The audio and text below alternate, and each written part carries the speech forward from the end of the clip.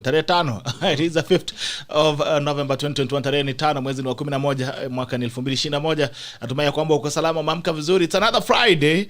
It's another good Friday to you. And it's Sheria Wiki Hii, Sheria Wiki with Daktari EKURU AUKOT. Na pia tunangoja kijana hapa wakili ambaye anasema anataka kuwa senator na analala, KIPCHUMBA KARORI, anasema yuko njiani. So kama atakwama pia siku ya swearing in tachelewa na bibilio. It's another Friday, it's another morning. I hope you've woken up well. And we also happen to have Daktari EKURU AUKOT again. He's been missing in action for all 2 months now. He's not been around for 2 months. Really. Yeah, it's 2 months now. Maybe just a month. Oh, 2 months. Last month I was in the show here. Actually, even this month. No, you've not come in this month. Sure. Yes. Last time he was in September. Is that so? Yes. Yeah, but you know what I'm doing. Alright. Ako pale Sudan anapanga serikali ya Sudan. Sasa tuambie pia South Sudan, not Sudan. South Sudan. Yes. Oh, kumbe Sudan ilizama. In South Sudan anapanga serikali ya South Sudan, and it's a pleasure to have him again on Sheria Wiki on the tackle. Kama uko na swali pia tafadhali unaweza tumia swali kwenye comment section. Alafu basi tuanze kwa na mazungumzo pamoja. It is a Friday of 5th 2021 Sheria Wiki. Jana tumesikia KEMSA imefuata zile kampuni zingine za serikali ama parastatals ambazo sasa hivi wako under military parade, kama wengine KMC na walio mtangulia. So we're going to have a conversation as well on the legal ramifications around it, even as the government continues to ignore court orders. There's a court order on KMC, but the government has continued to ignore it. So we're going to speak into it as well, and maybe speak on other issues that we're having as well. President Uhuru Kenyatta is working too hard to succeed himself. He'll be in government out of government. So will he succeed in succeeding himself? Lakini kama hiyo lazima tuende mbele za Mungu tuombe kama kawaida, alafu tukirudi na kuja kuwapa salamu zenu. Mighty Father, we come before you this morning. We worship you, glorify your name. Thank you for another opportunity to be alive. We pray that as you have this conversation, may it edify the fabric of this country. We pray, trusting and believing. Amen and amen. Haya, nimeona wangwana hapa wameamuka mapema sana. Yose Araptala, good morning to you. Misoy Olive, good morning to you. Olive Tom Rob, good morning. Kukoi Plomeri, good morning to you. Bitok watching live. Asante sana. Karoki wa Masi, Niko Ndari from Kayole. I love to see Daktari. Asante sana. Please when you join in, like, share, and let us know where you're watching us from. When you like, we get to know that you're watching us. And that's why you like, please share. When you share, you give someone else an opportunity to watch the broadcast. There is a tackle and begins when? Now. Aya, Karoki wa Masi nakuwa na Riamba. Job morning, Gerald. Watching from Cabernet on Nairobi, good to see you. Asante sana, huyu ni jirani. Thank you so much.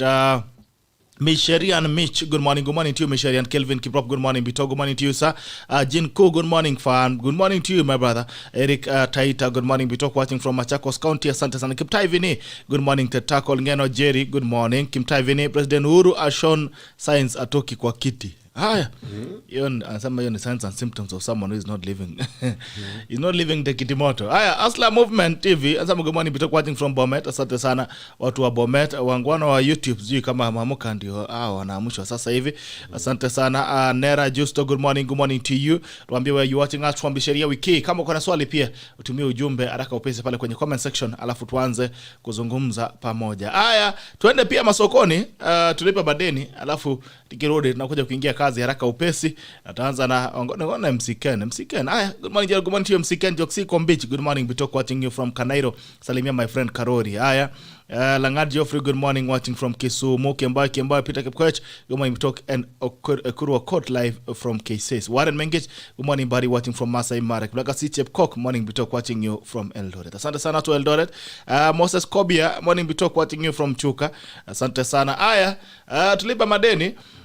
Tanza na wangwana wangu pale wa Maridadi Motors. Maridadi Motors inakupa nafasi ya kuweza kuagiza gari kwa bei nafuu zaidi. If you are planning to own a car or to own a unit, it has never been easier than importing through Maridadi Motors, where you get up to save up to 300,000 Kenyan shillings by importing with Maridadi Motors. Kama unataka kuagiza gari, you can save up to 300,000 Kenyan shillings. You don't get such a deal anywhere else. Na pia kama uko na pesa mahali fulani ambayo unataka kuweka kama investment, you can invest in Maridadi Motors import to sell model, where you invest your money and you get to earn up to 15% returns on your investment. 15%.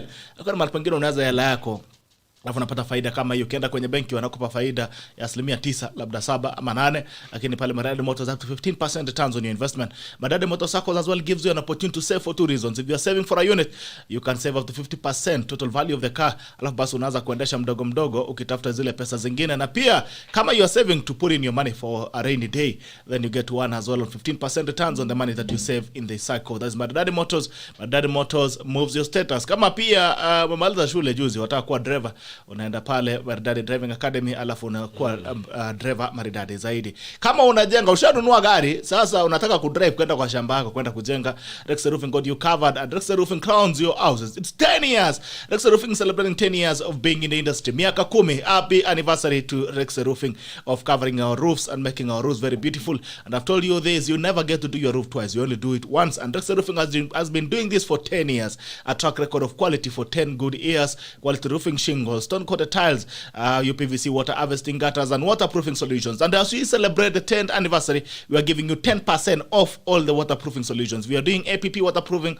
We are giving you 10% off. So call them today for your customized offers and discounts as Rexel Roofing celebrates 10 years of service. Rexel Roofing gives you also a workmanship guarantee of 10 years. Workmanship guarantee of 10 years. This is what we are saying. That if we roof your wall, we roof your roof. Okay, we roof your house. Okay, we'll be there for 10 good years, ensuring that your roof is functioning well. Kama iko na shida kidogo tunarekebisha, and we are giving you a product guarantee of 50 good years. 50 good years product guarantee, and we are telling you this, that the roof will be there for 50 years. I don't know where you will be in 50 years, but I can guarantee you that your roof will still be here with us. Rexel Roofing roofs your wall. It roofs your wall, makes your wall very beautiful and beautiful. 10 years anniversary, and happy anniversary, Rexel Roofing. And thank you for also partnering with us. It's always a pleasure to be associated with your product. Na pia hakuna njia nyingine inashinda kurecharge. Asubuhi mapema. Recharge bwana. Unasikia aje daktari? Sawa kabisa. Unasikia na hata koo imeanza kunyoroka. Haya, this is Richard Dawa by House of Peptang. It's a nice one. Nice drink. Maze. Yeah. Nasikia kwanza best served cold. Yeah. Even though best served cold. Kabisa. Richard Dawa by Peptang.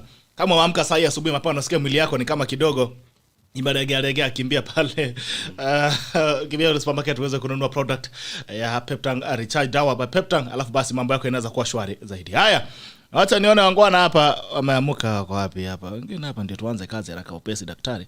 Sitaki kuweka sana, najua uko na wisdom ya international. Lagard, good morning, watching from Kisumu. Kemboy na kuona from Kesis. Warren Mengit from Masaimara, asante sana. My brother Sosten Arabella, morning, watching from Mombasa. Asante sana ndugu yangu. Kiblaka CB Talk, watching from Eldoret. Moses Kobia, morning, watching from Chuka. And the test Daniel, what will take for diaspora voice to be heard, especially hustlers abroad. Nimeona pia watu wa diaspora wamenyimwa nafasi ya kuweza kupiga kura. Tajua kwani hao si wa Kenya vipi?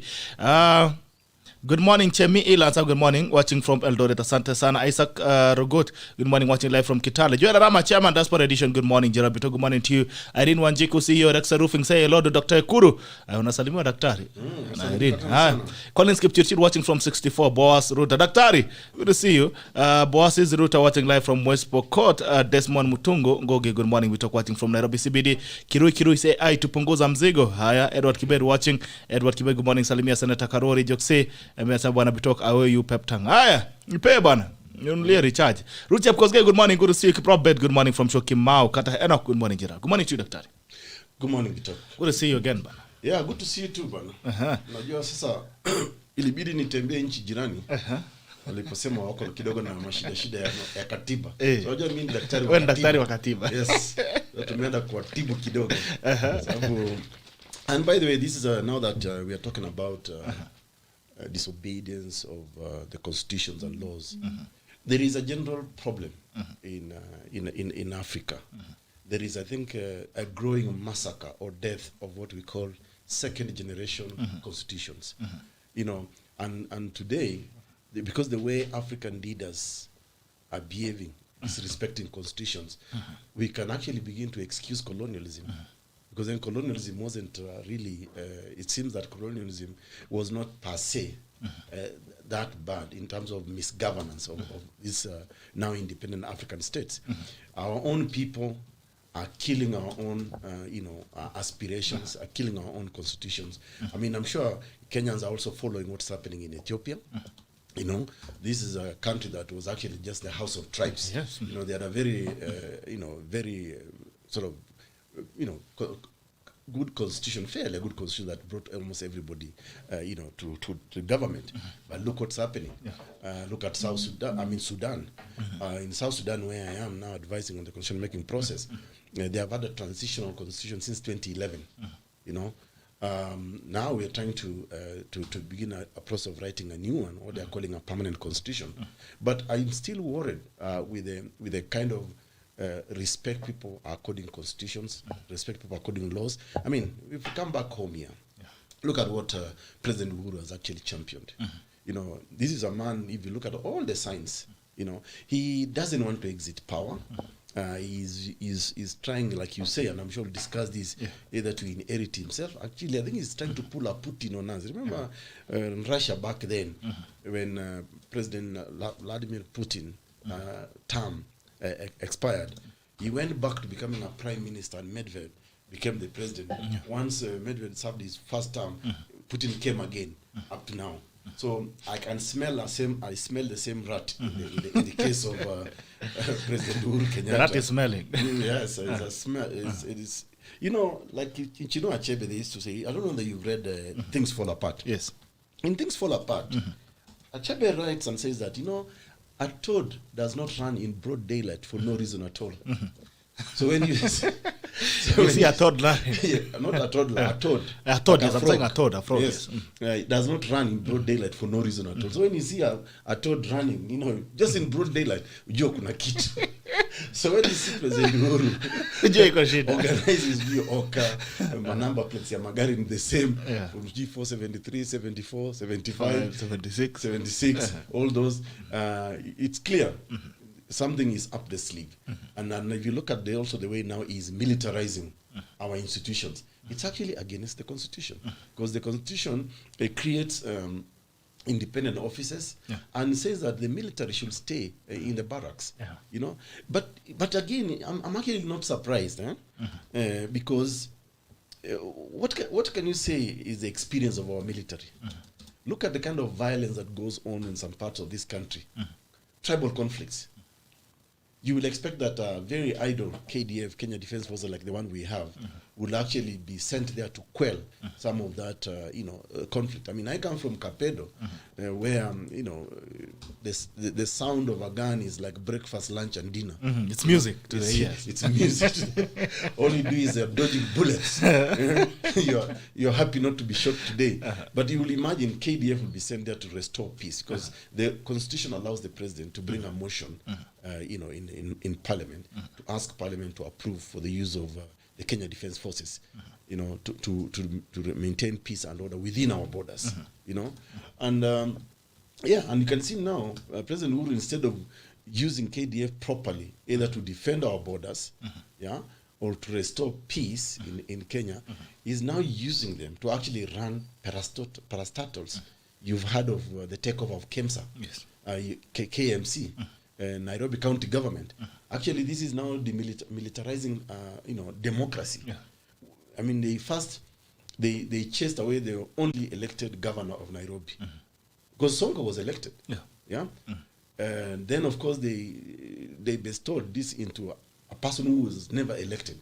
So that was democracy being overthrown, actually. But I'm also seeing Kananu. Someone has pulled the rug on Kananu's feet. Kananu. Yes. She's not also being sworn in. They gave her the seat that they went ahead to block her again. But exactly. And you see, this is all choreographed, the talk. This is all, it's intended to defeat the force of law, the rule of law, the Constitution. Because the Constitution is very clear. A governor must be democratically elected. So yes, Sonko, whether he had his own mischiefs or whatever, was a democratically elected. It's a product of democracy. A product of democracy. And of course, the Jubilee administration and President Uhuru Kenyatta in particular, has decided that democracy cannot be exercised in the case of Nairobi. You know, even running of our own institutions, like parastatals, like KEMSA, KMC, is completely now using the military. In other words, he's actually militarizing the country. And another thing, people are asking questions. The mandate of NMS expires in 6 months. What next? Well, we don't have a substantive governor in place. We don't have a substantive governor. We actually we have a selected. You know, this thing is very interesting. It's interesting that I work in South Sudan, where actually it's very interesting. There's also interesting democracy, and I can see Kenyans. I think we are starting to copy from some of these countries. You know, in South Sudan, they have never had an election since 2011. So the president actually appoints members of parliament. He says, Bitok, wewe leo utawakilisha hii eneo ya bunge. Yeah. Up to now, state governors, the same thing. The way Uhuru now is appointing this general body to run Nairobi Metropolitan Service. So he's actually ignoring democracy, the will of the people. So yes, when the term of this man expires, but we shouldn't be surprised. I'm sure they can probably even extend again, because according to the constitution, an county government can actually enter into an agreement with the national government to transfer certain functions and powers between either level. And this is in Article 187, I think, 187 of the Constitution. But that transfer of functions and powers also follows resources. So resources must come with it. Now, that is the proper way of doing it within the law. In the case of NMS, it's actually unconstitutional. And we have said this many times. And there are court orders, But President Uhuru Kenyatta has done very well. Very well. Actually, he's like an A student in ignoring court orders and ignoring the constitution. Right. So then what remains as an option of refuge? Well, I think, I'm sure you see what's happening in Sudan. The Sudan, people may have no option but actually, wake up and revolt. And people can revolt peacefully, maybe in the next general election, if we cannot do it earlier than that. These days, I don't know, Kenyans have kind of gone to slumberland. I think Kenyans have accepted that, they've given up. Kenyans have almost given up. Omesalenda. You can see now, see even the registration of voters alone. It's in the turnout, the percentages. Yes. Of course, people like the diaspora have been totally ignored. IEBC is no longer accountable at all. From 2017, when IEBC presided over the 2017 general election, what else can you say IEBC has actually done constitutionally in terms of the constitutional mandate? The constitution is very clear that IEBC must continuously register voters. Can IEBC today produce a register of Kenyans in the diaspora that it has registered? It cannot. Because they are following cue from the chief executive officer of the country and the government of Kenya that is ignoring our laws, ignoring the constitution, ignoring rules, ignoring court orders. So all these other independent institutions also go into slumberland. They also follow the same cue. And that is the sad reality in our country. And I think, for me, I will still urge Kenyans not to give up. This is our country anyway. These people will not be here forever. They'll come and go. I'm sure you can see the tribal mobilization of Kenyans today. The fact that they have even... and IEBC is not even speaking about the Hali campaigns, which is really against the law. This is not campaign time. But look where the country is being taken. We have ignored a pandemic, COVID pandemic. Now Kenyans, I look at some of those rallies and I really feel pity for my country. And I say, how can people really just behave the way we are behaving in this country today? And Bitok, let's just be brutally honest with Kenyans. The political class in Kenya, especially those so-called tribal leaders, they know the foolishness of Kenyans. They know the desperation of Kenyans. They know what Kenyans want. I'm sure you saw the other day when Irungu Kangata was chased out of a stage by Deputy President Ruto because he was to contribute 40,000, which is what I think he had, but he was told no, the governorship cannot be a 40,000 contribution. Go and get 100,000. So, and Kenyans were cheering. Kenyans were laughing. The Kenyans who do not even have 1,000 in their pocket were now cheering. This guy being told, you brought 40,000, that's not enough. That's how we have commercialized our politics. That's how we have commercialized our leadership. It's no longer about democracy. It's no longer about the rule of law. It's no longer about who has better policies or who can actually govern the country much better. So it's who can bring in more money. And so you can imagine today in Muranga, if you don't really have 100,000, even though you may have the best policies, completely, you've been shut out completely. Na Wakenya wanafurahia, Wakenya wanashangilia sana hiyo story. Na hao viongozi wanajua Wakenya ni wajinga. So kwa hivyo watachia tu. Lakini hiyo pesa at least inaenda kwa Wakenya ama namna gani? tunajuaje bwana? Hesabu kamili hatujui kama natolewa. Kama saizi ile pesa ambayo ya umma. If they keep on ignoring Auditor General report that actually says XY amount of money is been lost. You know, how can we know? How do we know where that money is going? And in any case, what is this thing with Harambes, to be honest? Sometimes you are fundraising for things that government is supposed to, to do for you. Yeah. When leaders say, nitakujengia barabara, anajenga na pesa yake. This is supposed to be taxpayers' money. So it's not that they're not doing you a favor. It's your right to have a good hospital. It's your right to have public schools. It's your right to have a good road. It's your right to have security. So this thing of leaders campaigning on public good, using public services as a basis to seek election, I think we need to change that. We need to change our mindsets and just focus on who has better policies, who can actually chaperone this country to prosperity. And that's where instead of who will do what for us. Because anyway, they're supposed to do it. Anybody who gets elected. A bridge. It's not like you're doing me a favor, And by the way, if you think about the kind of charities other countries do, people in other countries do.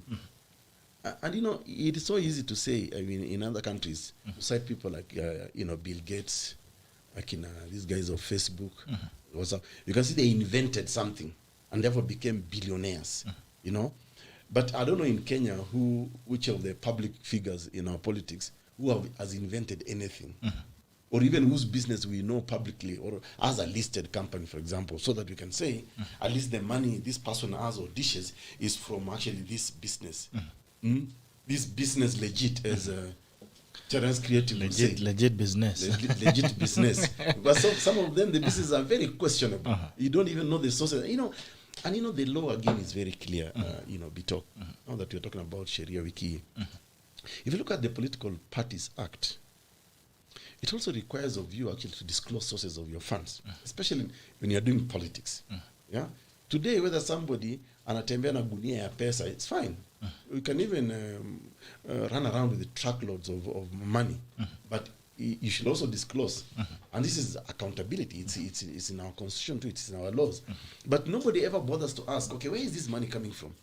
And even if and we know your salary, by the way. So if your salary is say close to say 1 million Kenya shillings monthly, how is it that you are able to dish out millions and millions almost every other day, all over the country? And you're not disclosing to us the sources where of this the money from. Yeah, where you're getting this money from, because you're using it for a political activity, and that is regulated. IEBC has come out in the open to say we must have a bank account. You must list the sources of your money, and we don't see, for example, fundraisings happening like the way we see in other countries. People go for political party fundraising. You raise money, you declare how much money you have. After that, of course, you audit that money. Look at how Trump was in trouble after the last general election in the USA. He used some of that money for the wrong reason, and now people have even sued him. See, that's why you can say at least there's some semblance of democracy happening, and people follow accountability. In Kenya, we don't. There's no accountability in Kenya. There is no accountability. All right. Before you go to Ethiopia, you've seen what's happening in the country. We always talk about the young people being the change that they want to see. And it clearly, as it seems and as it looks like in Kenya, the only way things can change is maybe through the ballot. Now, in the recent drive by IEBC to register young voters have refused to go and register. People have gone to go to try and extend. Yesterday, IEBC came out, they said they don't have the money to extend the exercise. What do you make of this? Why are young people staying away from the vote? I think young people are to blame. We have used the example, I've given you an example, or used this example many times in your show, where, as far as I can recall, when in nursery school, I was told you are tomorrow's leaders. Primary came, you are tomorrow's leaders. Secondary came, you are tomorrow's leaders. University, you are tomorrow's leader. You get married, you are tomorrow's leader. You sire children, you are still tomorrow's leader. You retire, you are still tomorrow's leader. Tomorrow never comes. Tomorrow never comes. I think young people are to blame. Okay. young people need to see that their daily life struggles are felt today, not tomorrow. Unemployment is a real thing now, not even today, now, as we speak. Vijana wamekaa huko mtaani hawana anything. It is vijana who are struggling to look for school fees, even just money to eat. It's vijana because of their situation. They are being used as campaign pawns. They are the ones who are hustling, struggling with life. But the wazees have used their situation, their condition, the fact that they are struggling to now form things, Strugglers. amorphous things like strugglers. The fact that they are hustling in life, they are now being used to form a political movement called hustlers. But the intention is not really to uplift them. Because the best way you can uplift a generation is to create opportunities for them. These are the same people who are promised that we will make sure you have got stadiums. In some of the historic places in this country, we will create 3 million jobs for you. We will have this agenda 4. Forget it. Nothing has come through for young people. So the young people, in my view, are making a big mistake. They ought to have come out in large numbers, register, and form the next government. It is young people today who are running technology. So it's not like we are short of knowledge. It's young people who actually can sustain an economy in terms of employment. It's young people who can build and advance our society, a community. They have got the longevity. If we don't participate in reshaping our country, we may have no country. And guess what? Who will suffer? It's the younger people who will suffer, because they have got longer in this country than these wazes who are now lying to them with all these acronyms. The goodies. So it's unfortunate that young people did not turn out. Maybe because of desperation, because they are tired of being lied to. But you see, if you are tired of being lied to politically, why don't you now take politics seriously? Young people should be they should form the next MCAs. In fact, at THIRDWAY Alliance Kenya, we may not give anybody above 35 years old a certificate to run as an MCA. We will just give all our certificates to young people, because we want them to take over this country. It's young people actually who make things happen, even in these government departments and ministries in society. And after all, is it not young people who fill the stadiums, political rallies? You don't see a lot of gray-haired fellows in those political rallies.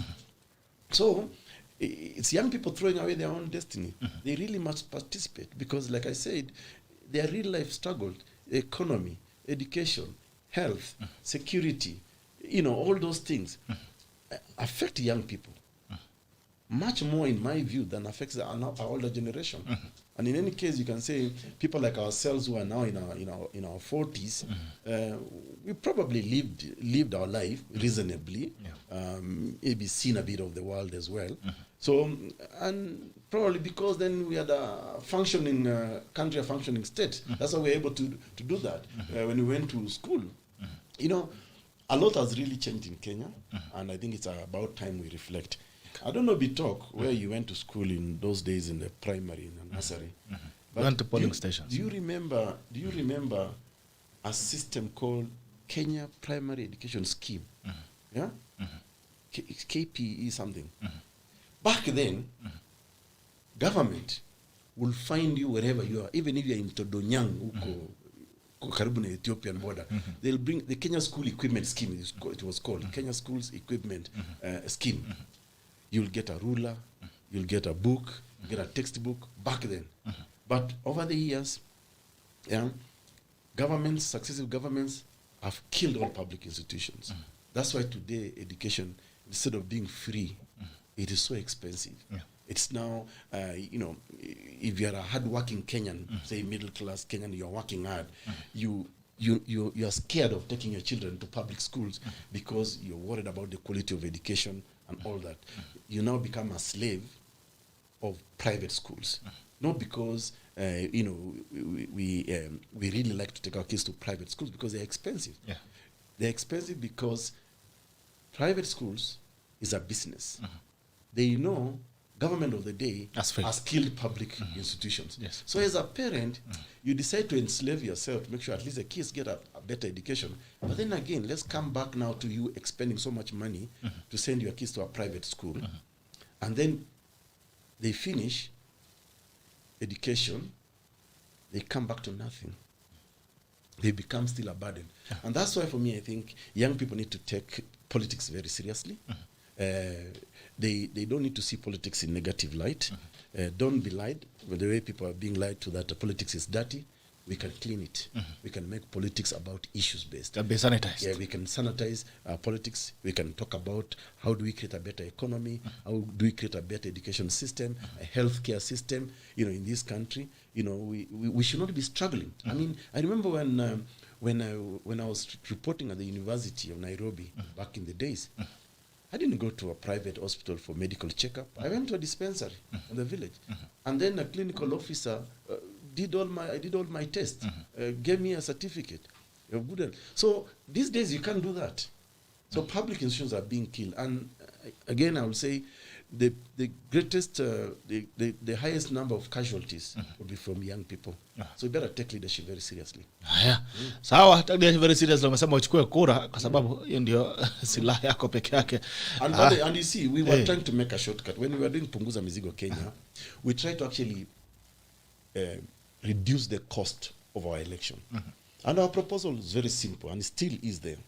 We had said that once you attain the age of 18 and you've secured a national ID, you automatically become a voter. Okay? Because that was my argument. I mean, why do we need double registration? Not even that. Because if you have an ID, we have so many documents, issued by the government of Kenya. The same government, right from birth certificate. That's a document issued by a Kenyan government from a hospital where you're being born. Certificates, primary certificate, government of Kenya issues that. KCSE certificate is the government of Kenya. A university certificate or diploma is issued by the government of Kenya. National ID issued by the government of Kenya. Voters registration card issued by the government of Kenya. Now there was even Uduma. There is NHIF. There is I don't know which other card. I mean driving license. All those things should be sufficient enough for you to use either of those documents, so long as they can be authenticated for you to vote. And this is why Thirdway Alliance Kenya was pushing for Punguza Mizigo Kenya, and we looked at the cost of our election. It is said that Kenya's election is one of the most expensive in the world. We care so much about who prints the ballot, who does this. Instead of just saying Bitoko unasimama wapi, weka jina yako hapa kwa A4, and then we just vote and we go back to work. So we should have simplified all these things. We should even allow people who have even finished high school to immediately vote. Yeah? In fact, if I was in charge of this country, I'll even allow 15-year-olds to vote. Because the question is, what do you need to qualify to be a voter? You only need to be over 18, I think. Yeah, but you see, today we are in the age of technology, age of information. People are knowledgeable. Even young people these days can actually read about situations just from the internet alone.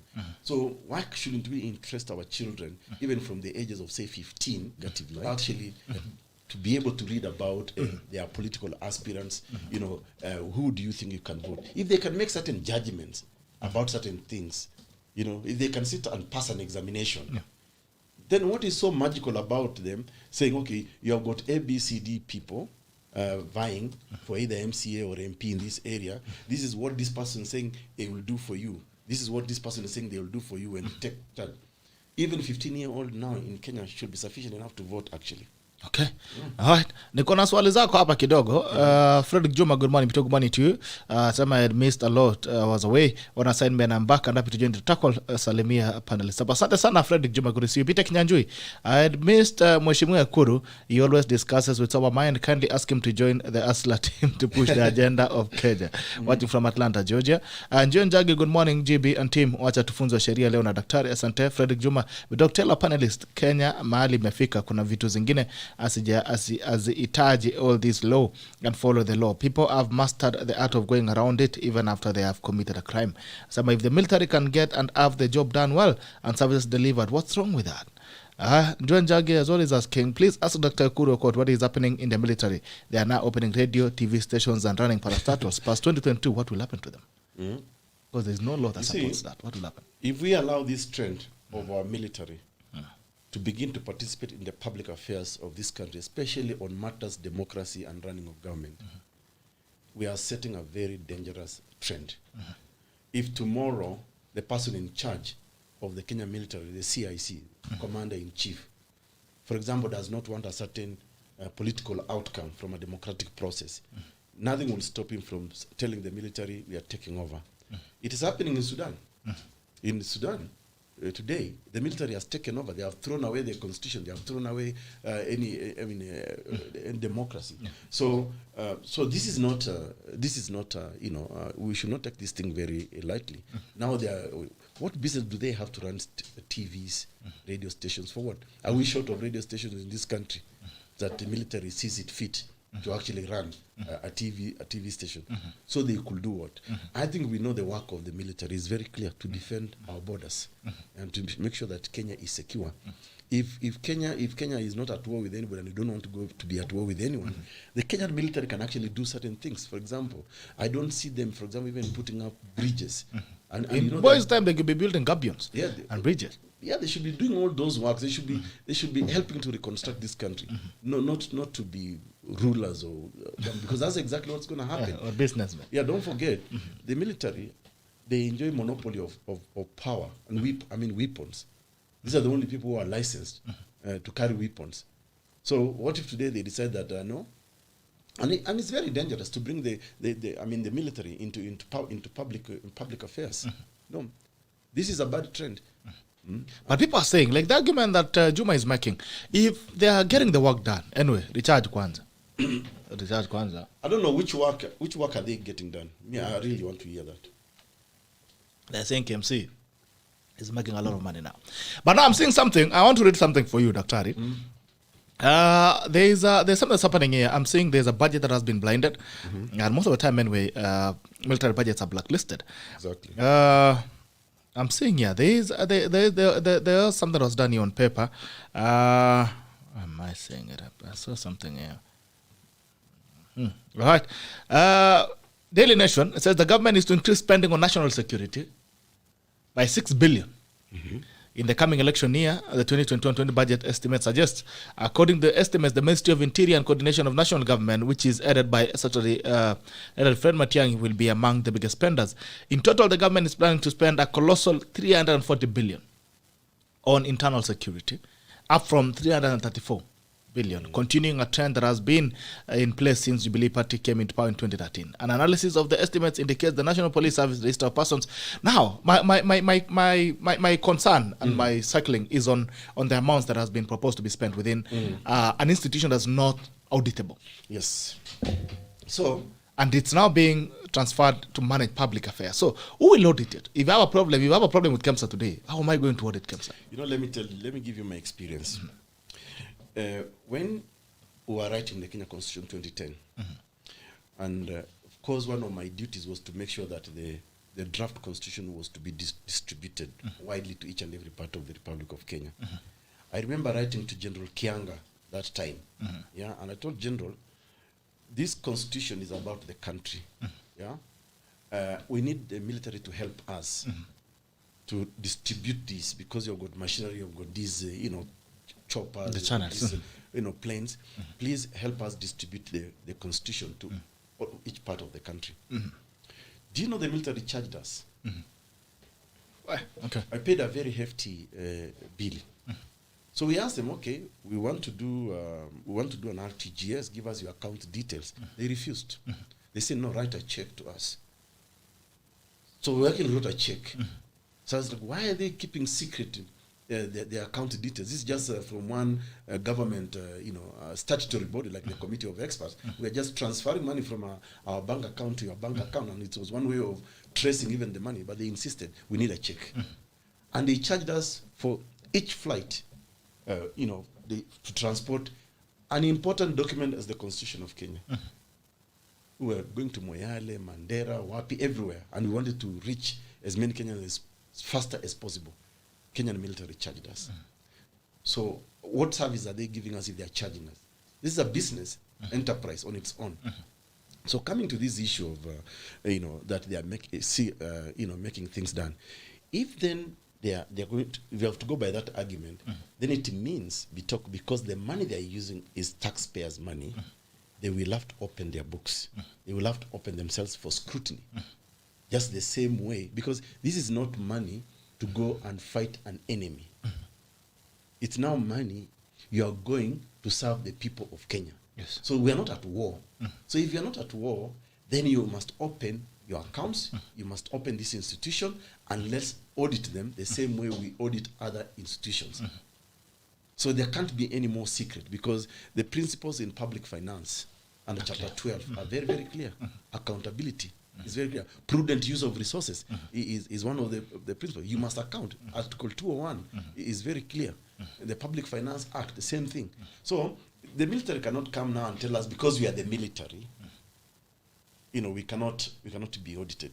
We cannot account for your money. This is public money. You have now decided to change your obligation. You are no longer military. The moment you now start pocketing, you're now public managers. You are now public managers. So if you are a public manager, I'm sorry, we will have to follow the law. What does the law say about any public manager using public funds? You have to be audited. You have to account. You have to show prudent use of those resources. We have to see results. For example, when people say they're making things happen, tell me about KMC. Can I walk today to a KMC shop and buy meat? Where are they even in the first place? Let's go at the river. That's the river AUKOT. I mean, who are they serving? Are we even exporting any beef to any country? I can say this. Speaking as now a pastoralist from the north. Do you know Kenya? Pastorally, 80% of the meat that we consume in this country is from the arid and semi-arid lands in Kenya. If the military wanted to transform this country and even build the economy, for example, you have to exploit a resource that is available where the people come from.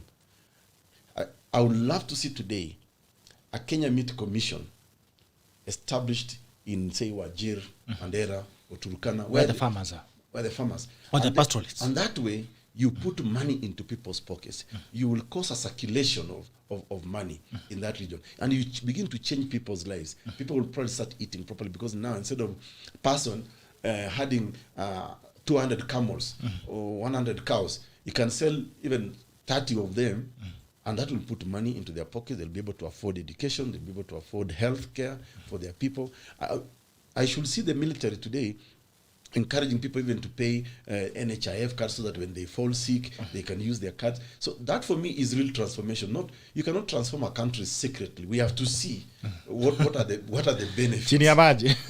Chini ya maji, how can you claim results when we don't even know what you're doing?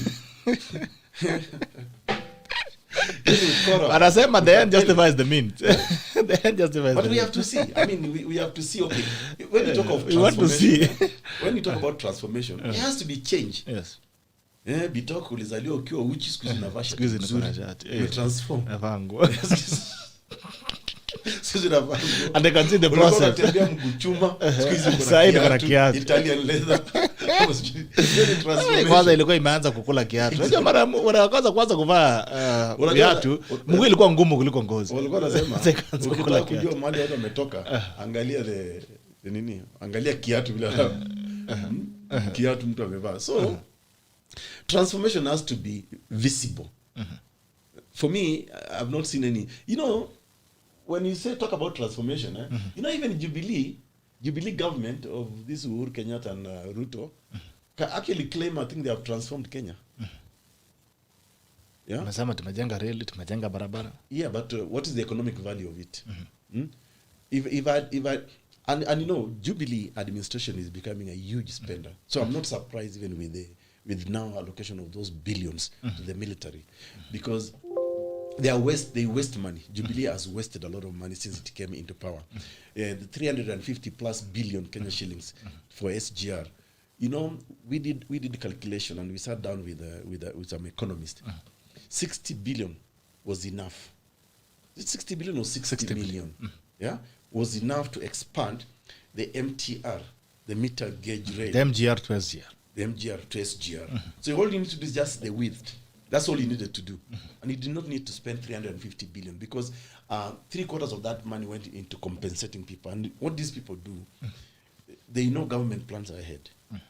They grab land. Yeah?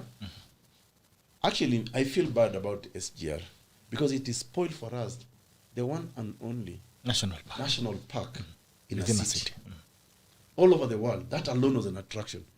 Sasa wametuharibia that beauty, that diversity, that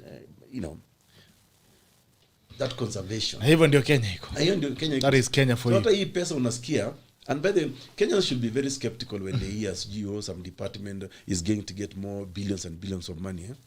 They should be skeptical because the Auditor General report shows that government departments, together with the counties, are all thieves in equal measure. And Jubilee administration has never taken any action against, because we can see money being lost from every audit report. And then, of course, now because Jubilee is controlling both parliaments, I mean National Assembly and the Senate, so they have never debated the Auditor General report, even though the law is very clear. Within, I think, it's 3 months, they must debate. And the latest, the most recent audit report ought to be the basis upon which you redistribute money to the counties. Okay. So we are not even following the constitution. I think we are like almost 6 years behind. So the auditor report, I think we are using, I think it must be either the 14, 15. Yeah. I think it was for 2021. It should be around 4 years back. Is it 4 years? Yeah. Even then, what is the business of parliament? If they can sit there doing what? All they need to do, the auditor has actually made findings. All they need to do is just debate and approve that report, and that treasury then uses it as a basis for even fundraising, for projects, for resource allocation. And it should be that if you cannot account for money, you lose in your next allocation. All right. Now, Zakari Zaki watching from London, UK. Asante sana Lani Kimonori. Asante from Jesingen. Farid Faraj anasema 107 radis in 30 days. Kibet, good morning GB, watching from Vitaville, United States of America. It's been a while. Say hello to those smart guys. Asante sana ndugu yangu, all the way from USA. Farid Faraji, is Ruta part of the young people? Moses Masiga, Dr. EKURU court oversaw and spearheaded a theoretical constitution that is practically impossible to unite the country and move to the next level. Now is here, for instance, how do you render a runners-up in a presidential election who garners millions of votes, jobless? Okay. Was there a rational need for positions of CEOs in it, etc.? Yet the senior-most civil servants in every department would have by default taken up these roles. What is the role of position of the women rep? Our court should just swallow his humble pie and apologize for letting down Kenya and giving the nation a raw deal. What do you think? Well, is that argument? That's argument old water. I think. What is his name again? It's called Moses Masiaga. Yeah, so Moses Masiaga, I think you're getting it Masiaga. wrong. Masiaga. Moses Masiaga is getting it absolutely wrong. Kenya's constitution, by the way, is hailed as one of the most developmental constitutions. It's a very progressive document, and that's why many countries are actually aping the way Kenya did it. And that's why you're in South Sudan. In South Sudan, I've been in Liberia, I've been in Lesotho, a couple of countries in the Arab world to speak about the Kenyan experience and how we made our constitution. Kenya constitution is actually a very good document. You see, of course, there can never be any perfect document in the world, and that's why any constitutional builder or writer will ensure that there are mechanisms in the constitution on how you can review or even change certain aspects of the constitution if they are not effectively being realized. And this is the provisions in Article 255, 256, and 257. And maybe Masiaga failed to follow our Punguza Mizigo campaign. When we did our Punguza Mizigo campaign, the idea was we had looked at the cost of running our constitution today, because we had not costed the constitution, but we had warned against what the cost implications of it. In fact, in the last report of the committee of experts, we had actually warned the country that yes, we are giving ourselves a new constitution, but we have to be very careful about how much it will cost us. And so, in 2018, after the 2017 general election, I spearheaded the Punguza Mizigo campaign to try and reduce the cost of running our election. For example, we looked at the question of our parliament, our bloated parliament. We have 416 elected and nominated representatives. and they are taking home about 37.5 billion annually. Okay, we say that's a huge cost that Kenyans cannot afford, because if we reduce our parliamentarians and we are given a figure of 147 maximum, we are going to only spend 5 billion annually. So we're going to save our whole 32 point something billion Kenya shillings. And that 32 point something billion Kenya shillings, we had even reallocated. We had said we can actually settle the collective bargaining agreement with nurses, with doctors, with teachers, and then we'll be serving a wider populace of Kenyans than giving 416 people 37.5 billion.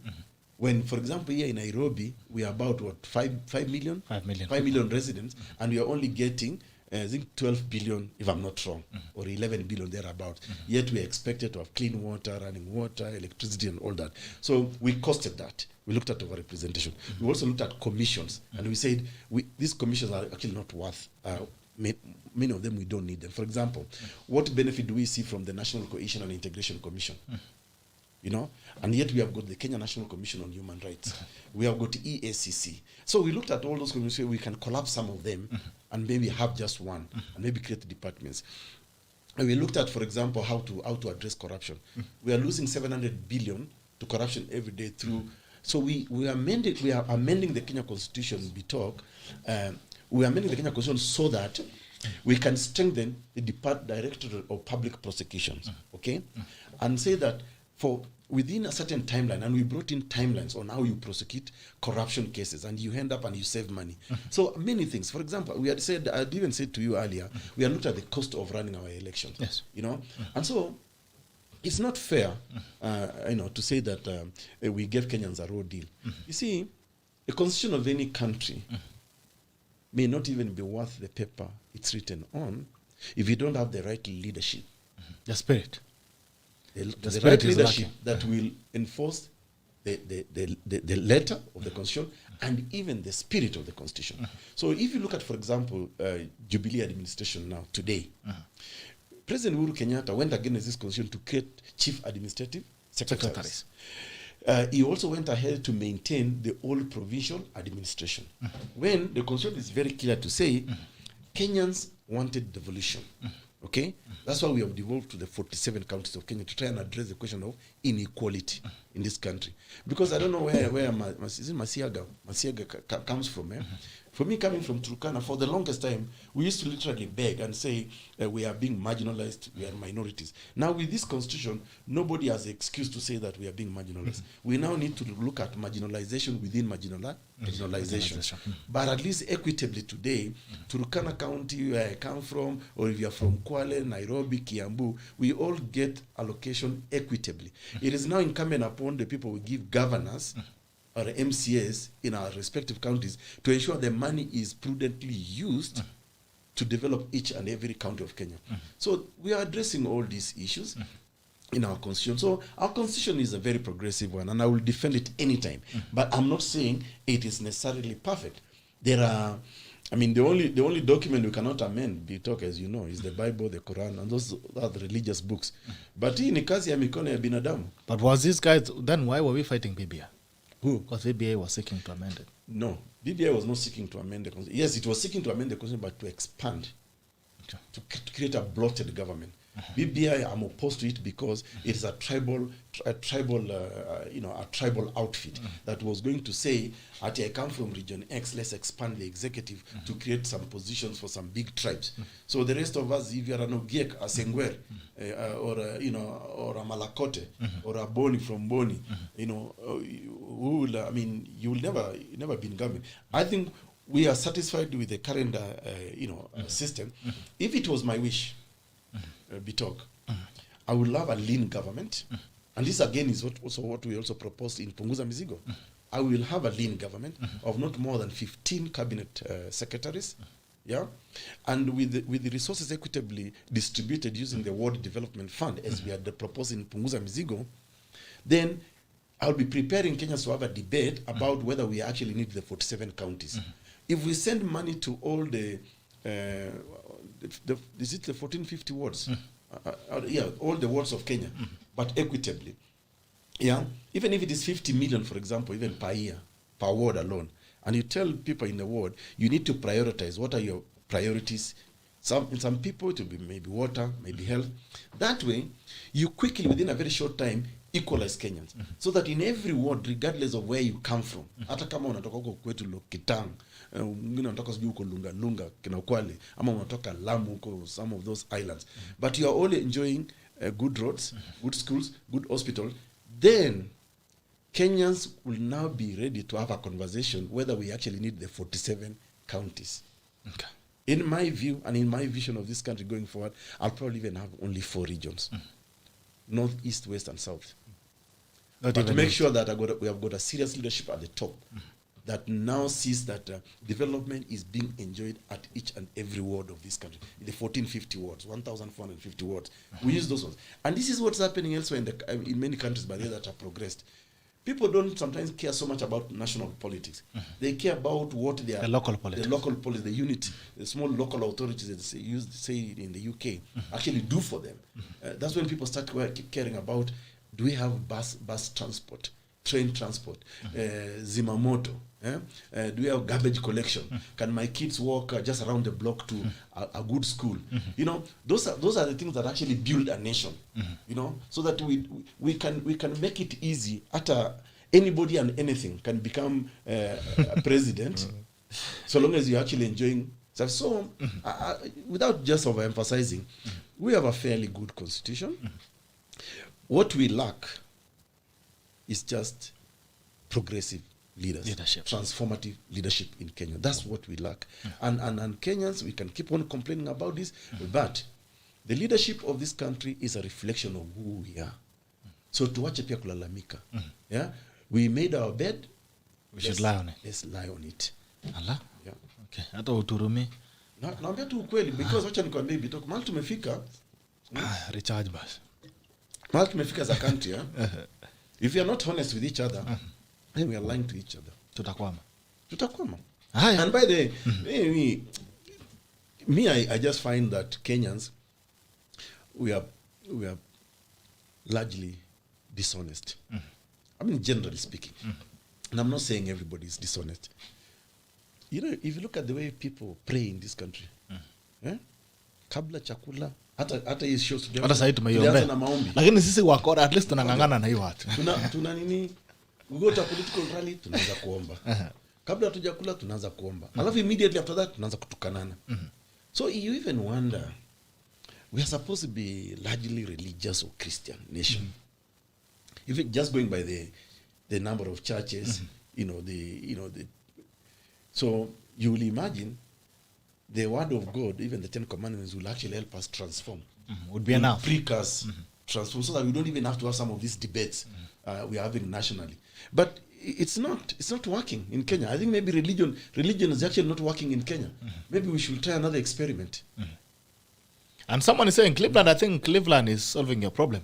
They're saying, I think the mistake Daktari and this team made was to assume that we had accountable leaders to implement this theoretical angle by Masaga.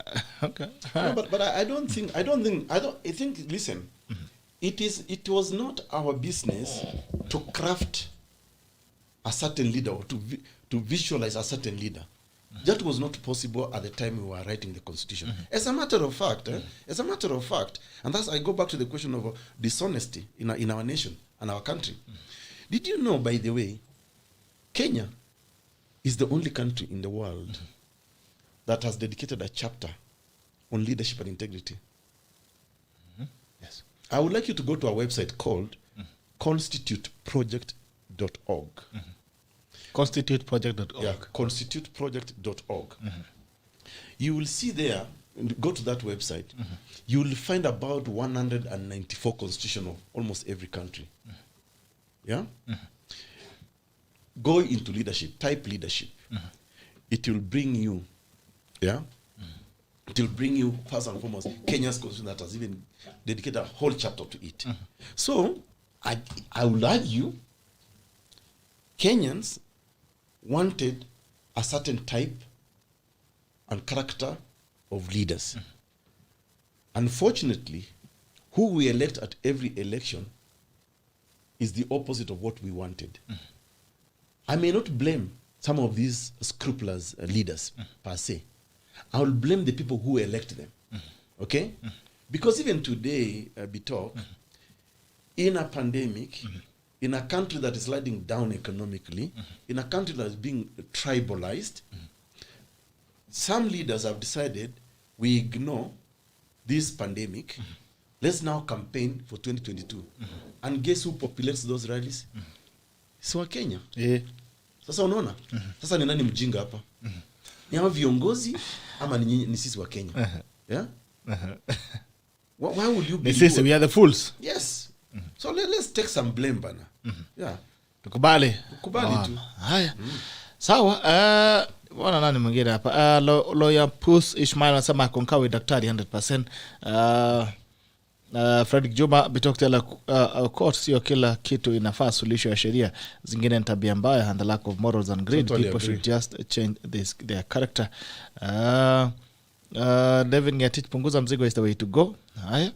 Sikio tunasema by the way while you are away they've been asking about punguza mzigo. So I think if all goes well, we may not be able to move the country again between this short time and the election time to change the constitution. But this is a living project for us as Thirdway Alliance Kenya.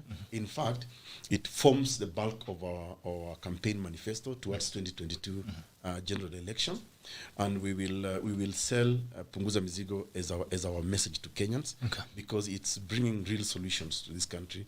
If you look into issue of equalizing this country, it's Punguza Mizigo, reducing the cost of governance, Punguza Mizigo, stopping some of the bad manners, for example, like just theft of public money. Yeah.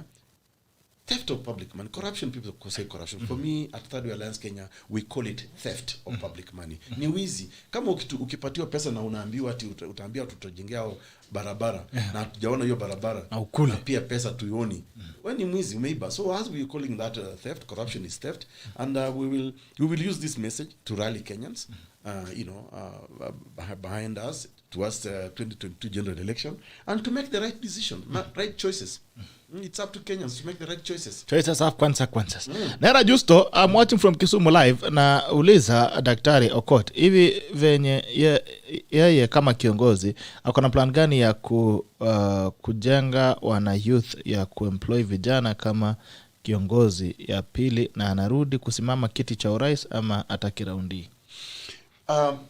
As the party leader of Thirdway Alliance Kenya, one of my obligations and duties is to actually take the party to an election.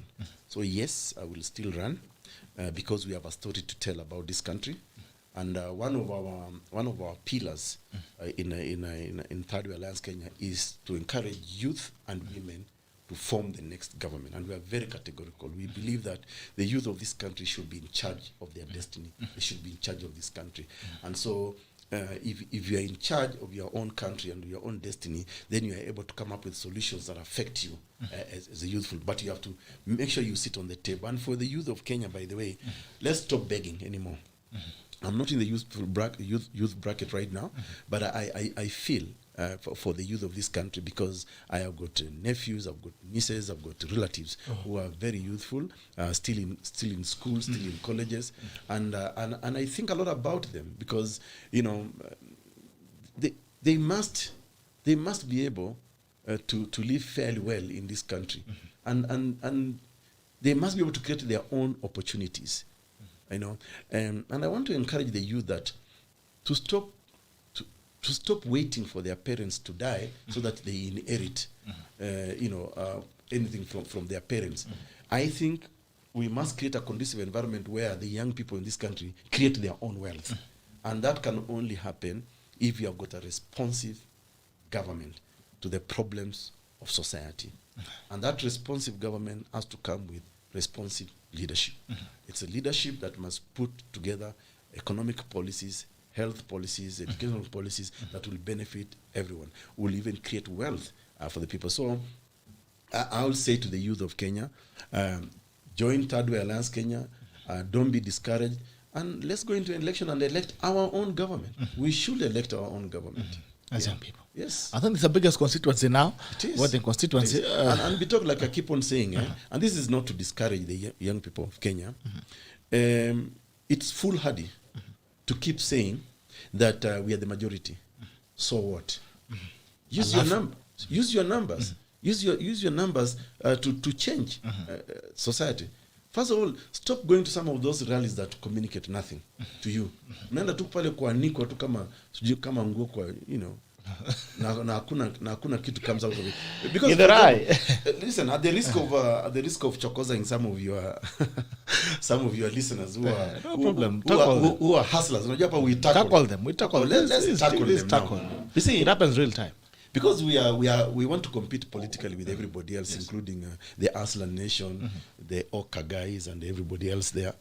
I really find it disheartening that in the 21st century, that some of the symbols of campaign are, for example, things like a wheelbarrow to a majority of young people. You know, I wish we could even be told today, okay, how many wheelbarrows have we, distributed, for example, you know, and how has that transformed into bread and butter for you, you know? And that's why we need to begin to question some of the political policies of any leader or any politicians who runs around. Of course, Oka, I don't know what to say about them. You know, it's difficult to say what is it that they are even communicating. And this is for me, again, of course, my tackle to Kenyans. Even as you go to this rally with all the excitement, at least take home something, a message. What is that message? What is that message that will transform your life, that will change your life? You know, will make your life better, because that ought to be the essence of leadership. You must be able to help people change for better. You must be able to make a country better. So when I look at some of these, political symbols and sloganeering going on, I don't see how they benefit the people. And I have no problem with anybody criticizing Punguza Mizigo, because we are very clear to Punguza Mizigo what we want to achieve, and we have demonstrated. And it's not that he advancing EKURU AUKOT idea, or if you look at the benefits of Punguza Mizigo, to be honest, you can't even compare with, I don't know, the Aslan Nation, the Oka, whatever, I don't know what they are called, from NASA to now Oka. And I don't know the other people. So I think this is our proposal on the table, and I would like fair criticism on it. Let people poke holes into our proposals. Okay. Haya. Niangalie nini ingine hapa. Someone is asking if we are criticizing, this is Rita, and she is asking, if we criticizing the wheelbarrow, what about the orange? What's an orange? Exactly. You know, I'm saying, well, I could even say orange is better, because at least it's a healthy fruit. Kwani watu wasienda mjengo bwana. Wewe watu wheelbarrow wanataka kwenda mjengo pia. Sikiza, it's a tool of production. Sasa ukipatia watu na hata nani Wetangula yake ni Simba. Yes. Na je tuletea Simba. No, akileta Simba atashika, because the Simba is protected. Na Simba ni dangerous. So tukisema kila mtu akuje na nembo yake, exactly, logo ya chama, wewe ukuje na ngamia yako Nairobi, yes, Wetangula akuje na Simba, nani akuje na umbrella, Kalonzo. But see, but I think I understand what you're saying is symbols, yes, it speaks to the psyche of the country. They must also, yes, they must also signify something. They must have a deep philosophy in it. But there are people who say to me, sasa wewe utaletea ngamia, itasaidia na nini? Did you know, by the way, that a camel is the one of the fastest animals in the world? Fastest. Can run faster than a horse. Do you know that? At the speed of about 70 kilometers an hour. 70 kilometers? I think 70 years, if I'm not wrong.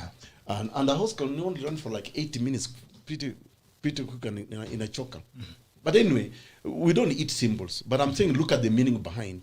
For example, what the political, what some of these symbols symbolize. You know, but symbols alone is not enough, Bitok. And we should not dwell into that. We need to interrogate the plans that people have on the table. Somebody has a program of change, of transformation that somebody is putting on the table. Not just sloganeering. Sloganeering alone is not a plan. A plan has to be tangible.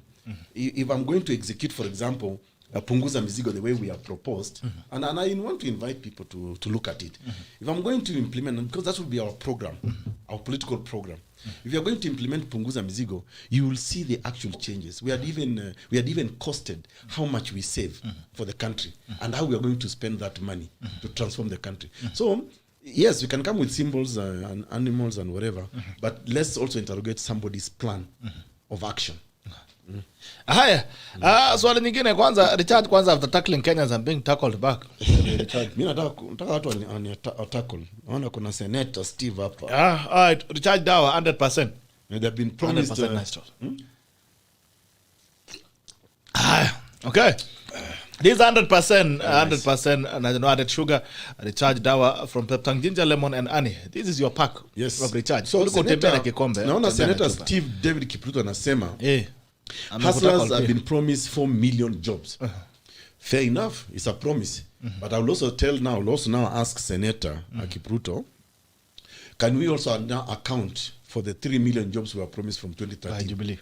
By the same Jubilee. Because the hustlers have been part of Jubilee. So kama kuna mashida, masaibu tumepitia, they are the ones who deputize those problems. So they cannot run away from it. And for me, that's a fair criticism. It's really a fair criticism. If you're not happy with government and you're not satisfied that the government has now become tangential and ran away from the promises, you don't need to be associated with that government. Yeah. Okay. And this will criticize them for it. I know some people don't like being told that, but that's the naked truth. All right. Now, there's something that was done, and John Njagi actually reminded me, because that's where we were going, but as I'm seeing Njogi, Njagi has gone ahead of us. The AUKOT declared itself on the matter of the 6 judges. Your thoughts, Dr. EKURU? The judges declared the 6 judges as duly due, or actually fit for office. Yes. And they told the president to either approve them or the JSC goes ahead and swears them in. The presidency has appealed that decision. I don't know, what do you make of it? Let's share some because facts. we are going into an election. Yes. So let's share some facts with Kenyans, so that we can now identify the mischief. Yeah, the mischief of President Uhuru Kenyatta. Judicial Service Commission is an independent constitutional body. It enjoys certain powers constitutionally. So it cannot be dictated by anybody, not President Uhuru, not anyone. It conducted its interviews openly. Okay? And the representation of JSC, the president actually nominates. Actually, the president has 3 people by the way who represent him at JSC. There is 1 man and there is 1 woman for members of the public, meaning they are actually appointees of the president to the JSC. Then we have got the chief legal advisor, the attorney general, who sits there. Now, this is the mischief. When these judges were being interviewed, JSC put an advert out there and asked Kenyans, if you have any issues regarding all these judges, there are about, there are 41 of them before one died, after waiting, I think, to be sworn in for long. So, all the 41 judges, JSC asked Kenyans, kama mna malalamiko yote kuhusu hao majudges, also give us that evidence. So what the President Bitok should have done, at that time, if he had any issues, because the President has the National Intelligence Service, it has the police, it has the CID, DCI, it has all this government machinery.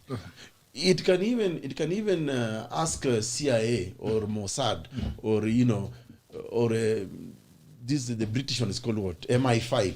They can even ask them, by the way, do you have any intelligence on these fellows? And governments collaborate when it comes to such things. And therefore, whatever concerns about these judges should have been raised at the JSC. Okay. The president went and sat on this name for close to 2 years. Yes. Yeah? And he has never publicly said the problem he has with these judges. After all, let's also be very brutally honest. These are already sitting judges of the High Court. Yeah? They're actually sitting judges of the High Court. So if there is an issue, they are fit to sit today as High Court judges.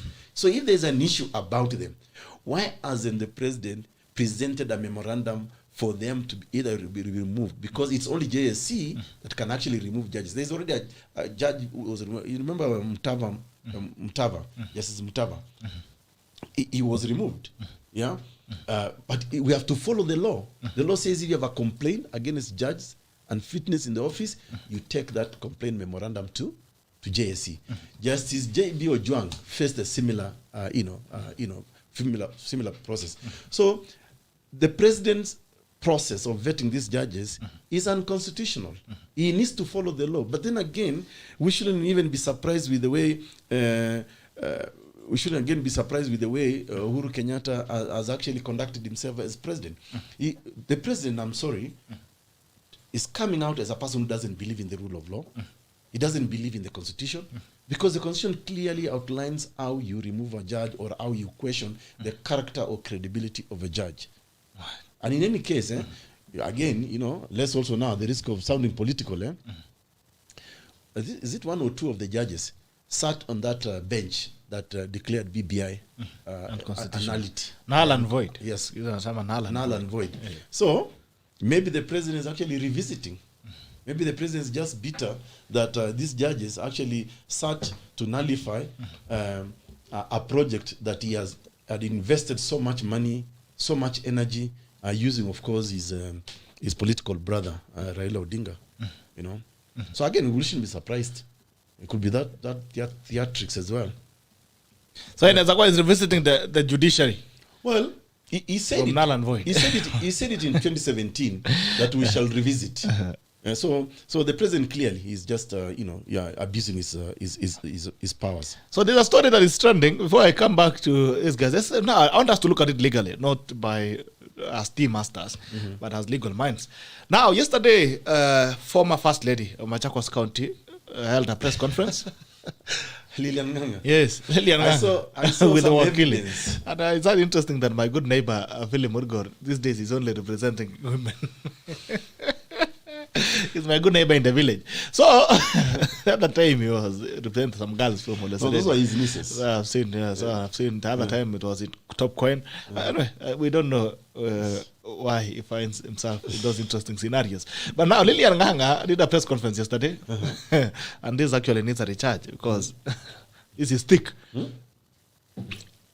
So she had a press conference yesterday, and she has come out. She has said that Alfred Mutua, yes, is no wants to take back instruments of office. Now the guy is sweeping everything off her. And I've seen an argument, a legal argument on Twitter between Donald KIPCHUMBA and some other lawyers. And the argument is, the lady came in and said we were not married. And I want us to look at it very legally, from a legal and constitutional perspective. Said we are not married, we are in a long-term, it's called long-term partnership. Now Alfred Mutua is saying, if you have left, then you need to leave to return the things that I gave you. From a legal perspective, how possible is that? How legal is that? Because I understand it's the lawyers who are being instructed to institute this. So first we have to define a kind of marriage. If you are with somebody for a long term, and you have carried yourself in the eyes of society as husband and wife, the way Mutua introduced Lilian as First Lady of Machakos, we never heard her say, no, I'm just a girlfriend. So when he projected herself, without even any formal marriage, so that is called in law marriage by repute. Marriage by repute. Or by presumption. Okay. So nikionekana na kadem kila siku, and then you even introduce her, you are all along. In the eyes of the society, they are able to conclude and say, maybe these people are married, and their marriage is by repute, by presumption. Presumption of marriage. Back in the days, by the way, even when you promised a girl that you'll marry and you don't marry, you will be taken to court and actually be charged. Because that's a contract. You have breached a contract. Yeah? So this is the mango of your view. So I would say there was marriage by presumption between Governor Mutua and Lilian. They projected themselves in the eyes of society, and this was in the open. Even she declared him. There's a time she was launched. Remember? Yes. For lack of a better word. You don't remember there's a time Lilian was launched. Now we are launching the First Lady of Machakos. Unajoma.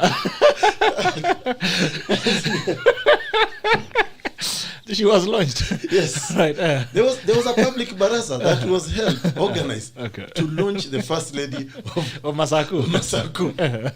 Now, then there's another form of marriage, which is a civil marriage. Okay. You can actually go to the state law office. There is a registrar who will preside over your marriage, and the law is very clear. Between is it 8 to 4 p.m., not beyond certain time, for it to have that legitimacy. Then, of course, there is a customary marriage, and these days you can even get a certificate if you do a customary marriage, as long as you register it. Okay, so the marriage actors. So, for all intents and purposes, there is nothing really to argue. I think Lillian and Alfred Mutua were married by presumption. But what I find very mediocre and is this thing of bring back my what I gave you, all those things. I don't know whether they should also now give each other back the pleasures they enjoyed. Pleasure is mutual. Pleasure is mutual. Pleasure yake. Yes.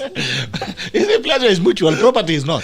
Because if I'm giving you my car, but it means my car is left. But you see now the property, from what I hear, Lillian has even put evidence. If that's true, I saw a press statement, and she has attached evidence of ownership of some of those things. Now she's accusing Mutu of very serious things, like he actually fraudulently transferred the car, just some parcel of land, this and that. So you can see these are people who actually acquired some properties together. So I think here we can actually bring an argument in law about matrimonial property.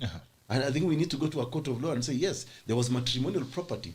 And if this property was acquired in the currency of that marriage, then it's property worth looking into with a view to determining how do we distribute this equitably. Today the law is very clear, Bitok. If I got married, the law is clear in so many things. It says that property that was acquired before the marriage belongs to that spouse. But property that was acquired during the marriage is now what we call matrimonial property. Is what you're sharing. It could be a home you built together. It could be a house that you bought together. But the law has further gone to say it's not just enough to claim that this is matrimonial property. You must now demonstrate financial contribution. No. I cannot be breaking my back to acquire property and then I host you. That's why in many marriages people have argued that you are a lodger. You are lodging in my house. You are a guest, and you have now outlived your usefulness as my guest.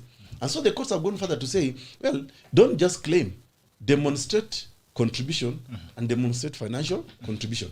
So it's a matter of evidence. It's a matter of investigation. I see Lillian as attached evidence on what she owned, and now she's accusing Mutua of some serious offenses she may have committed. Alfred Mutua. There's forgery. That's a criminal offense. There's actually theft. If he went and then there's even actually burglary. That Mutua actually went with a spare key and changed locks, and that's burglary. So let me ask you, but now by admitting the offense of trespass, so Mutua actually trespassed into Lillian's property. So that can also be criminal trespass. What if now it's my property that you are staying in? Yeah. But anyway, let's flip it this way. Now, all these things you are saying are based on matrimony. You've covered this under matrimony. By her confessing that she was not, by her confessing that she was not a wife, does that still hold the water in terms of matrimony? Because she has confessed that we were not married. She has confessed, but you see, I think it's neither here or there. Okay, first of all, you cannot force people to, you cannot force a marriage into people. That's why people divorce. Yes. And that's why in law we say that this marriage has broken irretrievably. We cannot retrieve anything of it. So if it has broken down. Lakini story ya divorce, daktari kama hujaendelea, ni noma sana. So yesterday I was sitting with a lawyer in a meeting, and she had to postpone the case because a case was handling on divorce. The case was being had yesterday. Yeah. And the people who are supposed to be divorcing have now gone on holiday together. Wanaandika message wanasema we are not ready. So that's why. Yes. You see, marriage is taken seriously because also in our society. Yes. That's why judges or magistrates will will ask questions. And you know, you cannot have an easy consent to divorce. It's not easy.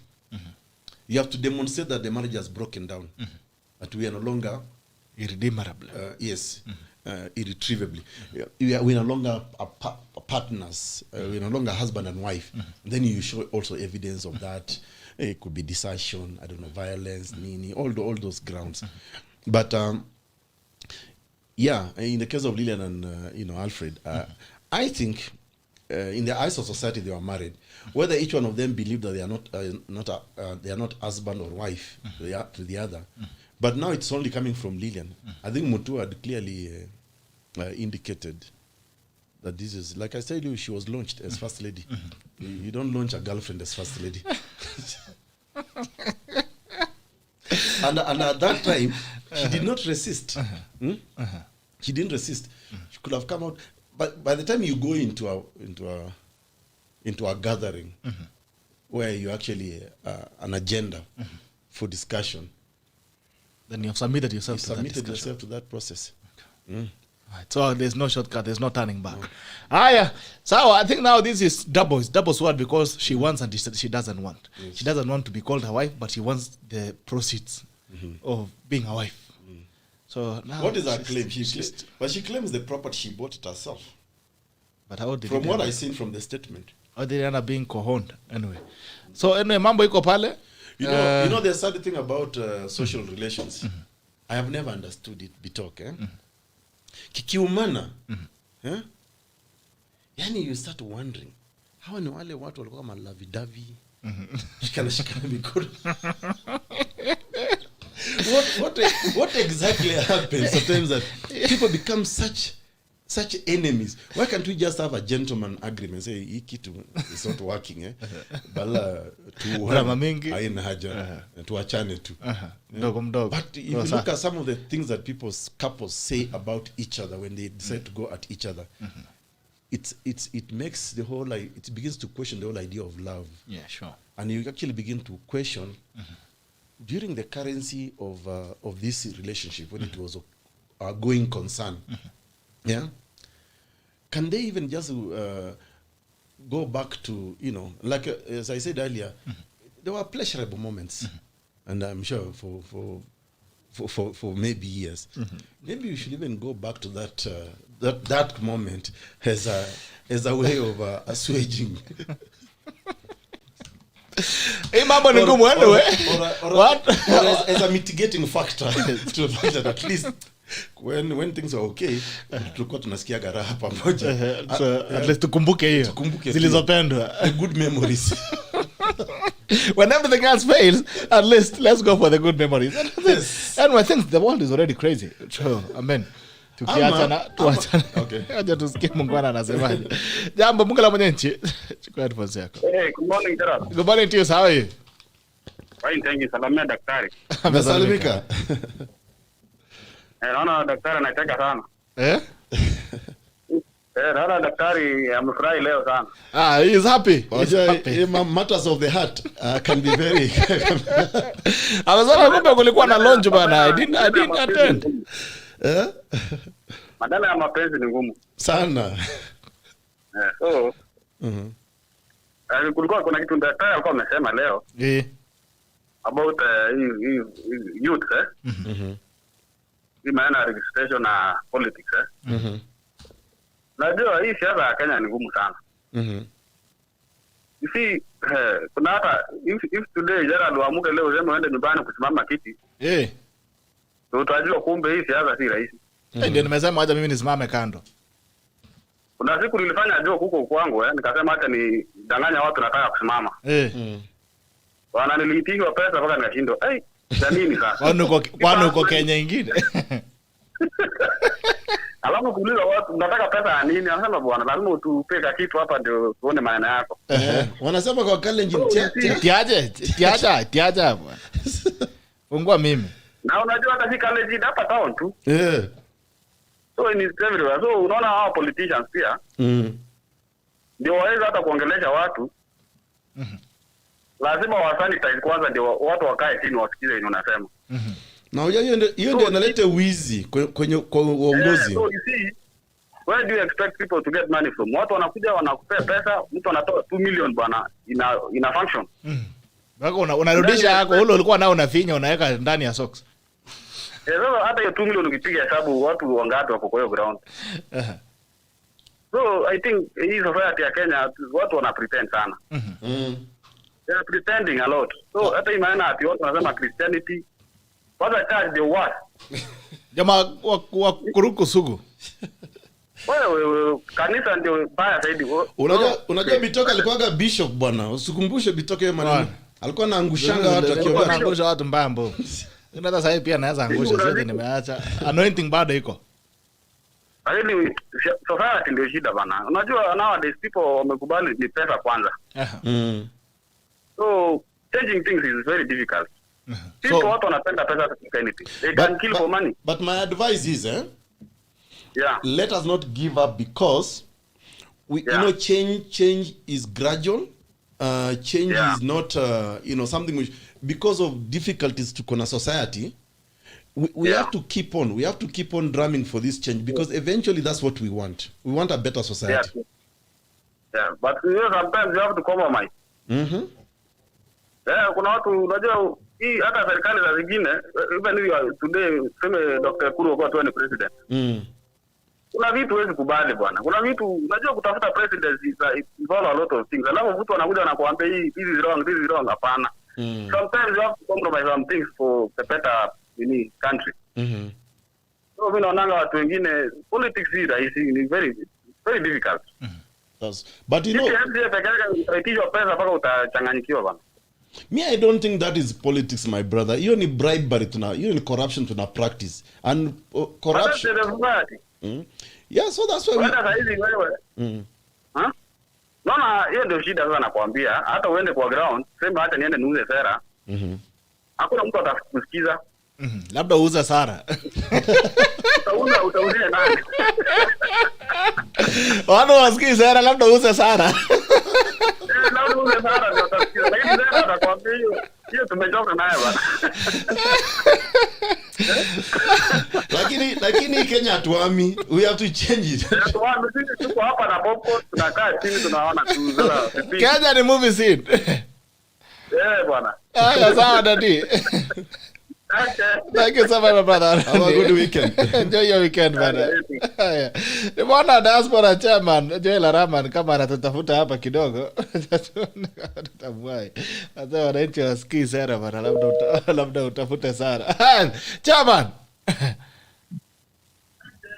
Arama. Hey. Jambo.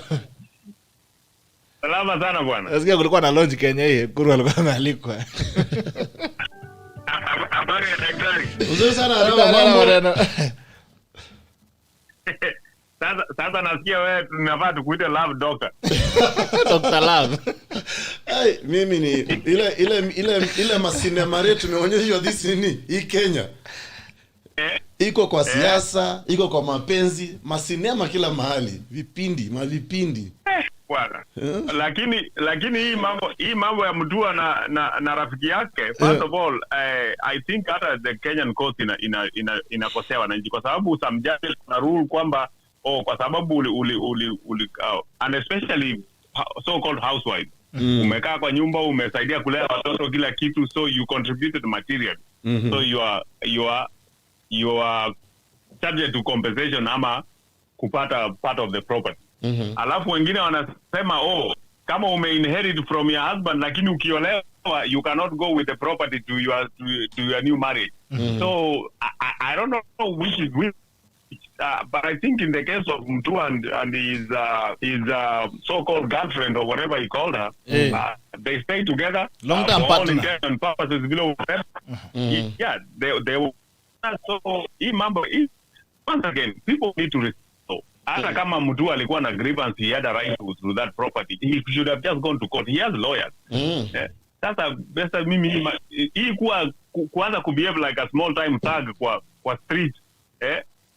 Hii mambo ndogo hii ya watu kwenda kupigania ati umenibebea manyanya yangu kwa soko na mimi nitakuja nivunje nyumba yako. Those are small things. We should not as a leader, you should not engage in such things.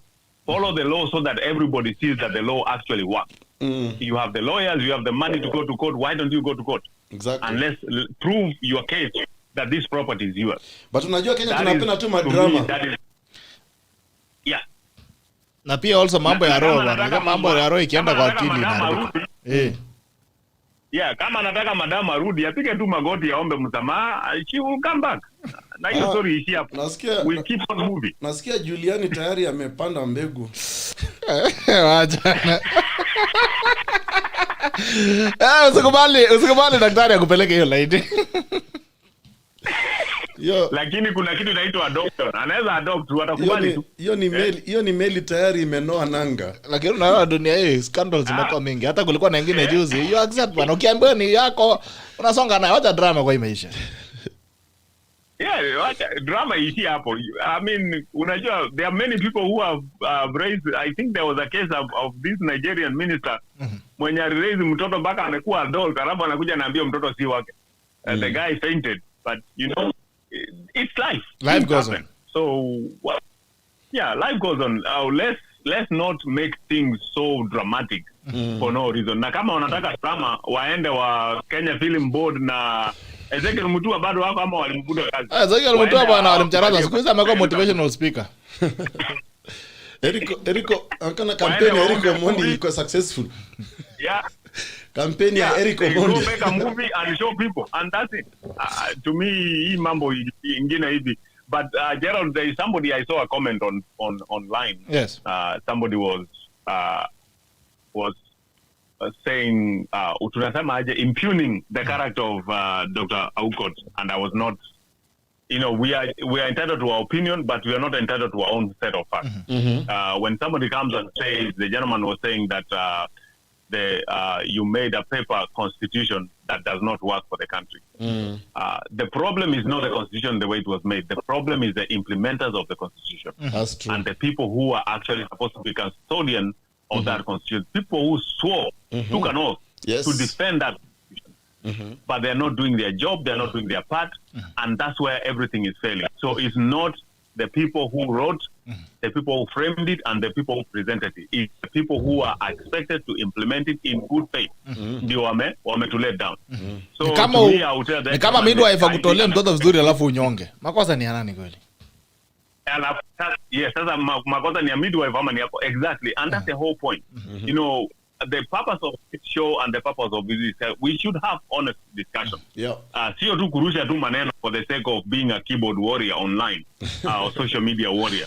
So, come with your facts. Ukisema ukweli, we will accept. I will be the first one to acknowledge. But when you just throw words to impugn somebody's character for you to gain some fame or whatever, I don't know. I don't want to say that's the purpose of the gentleman who posted his message. But we need to come out with a set of facts and clearly state what you're saying, rather than just throwing words in just because either you're whatever reason it is. It does not help the discussion when we go so low in a matter of accusing somebody, oh, you gave us a useless document, when we clearly know a lot of the entire world applauded the country for this constitution and the way it was so forward thinking.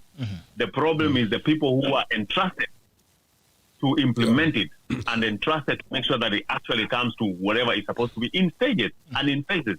They didn't do it. And that's where our problem is. And it goes both ways, our politicians, the judiciary, and even us as citizens, because we keep on voting the same people back and over again, doing the same stuff, and then tutarudi hapa tena kwa show after 2022, we'll start complaining about the same thing because we elect the same people back in office and getting problems. So hii mambo ya kwenda kusema tufungue kwa kijiji, please, let's stop that. If somebody has a good idea, give him a chance. If he doesn't do it, kick him out the next time, get somebody else. And that's how we are going to move our country forward. But otherwise, hii mambo ingine, muta blame central government, munakataa, mukikuja kwa county mtu ameiba pesa, mtu wa county akianza kufuata, munakimbia kwa street ku demonstrate, mtu wetu ameumizwa. Exactly. Wetu bwana na mjamaa amekula mamilioni ya pesa bwana. You didn't see even 10 shillings. So that, to me, that's where we need actually to come back to reality and move our country forward. It's a great country. We have a lot of potential. We have a lot of resources that can make our country even better. But at the end of the day, the people who are supposed to give us that environment are the letdown. All right. Yeah. Militarization of institutions. KEMSA is now under military NYS. What do you make of that? Sasa unajua hao watu wa military wacha wa resign kutaka hiyo kazi wakuje wafanye civilian work. To me is a dangerous president that yes, they on the face of it they are doing a good job because unakuja unafanya for lack of a better term unafanya vitu na kifua. Yeah, in the face of it you see things are working right. But what tells you that this person will not get to a place afike aseme I'm so comfortable here, I'm not going to move. And then what are you going to do? And then they turn around and start disobeying the same law you're trying to protect. If there is a problem with KEMSA, if there is a problem with the Kenya Meat Commission, why don't? Because these people who are stealing money in Kenya Meat Commission, people know them. Why are they not in jail? Exactly. Because you saw the other day, jamaa wario mwenye aliiba pesa, alafu anaambiwa ati turudisha mkono and then tutakuachilia uende. Wario. Was it yesterday or the day before yesterday? Yeah. The day before yesterday, a policeman who was filmed by ESCC, the jamaa had almost 40 million. Alafu akarudisha 48 million. Alafu akamwambia sasa tumekusamea enda. Yeah? Back in a change. So, I mean, yeah, we're back in a change hapo. Na sio change kidogo na out of 40 unarudisha bado umepata a substantial amount of money. Yeah. So this is where our problem is. We do not, even when we punish people for a crime, we do not. The punishment does not fit the crime. Mtu anaenda anachukua mkate kwa duka, ako njaa, mnamweka jela for 20 years.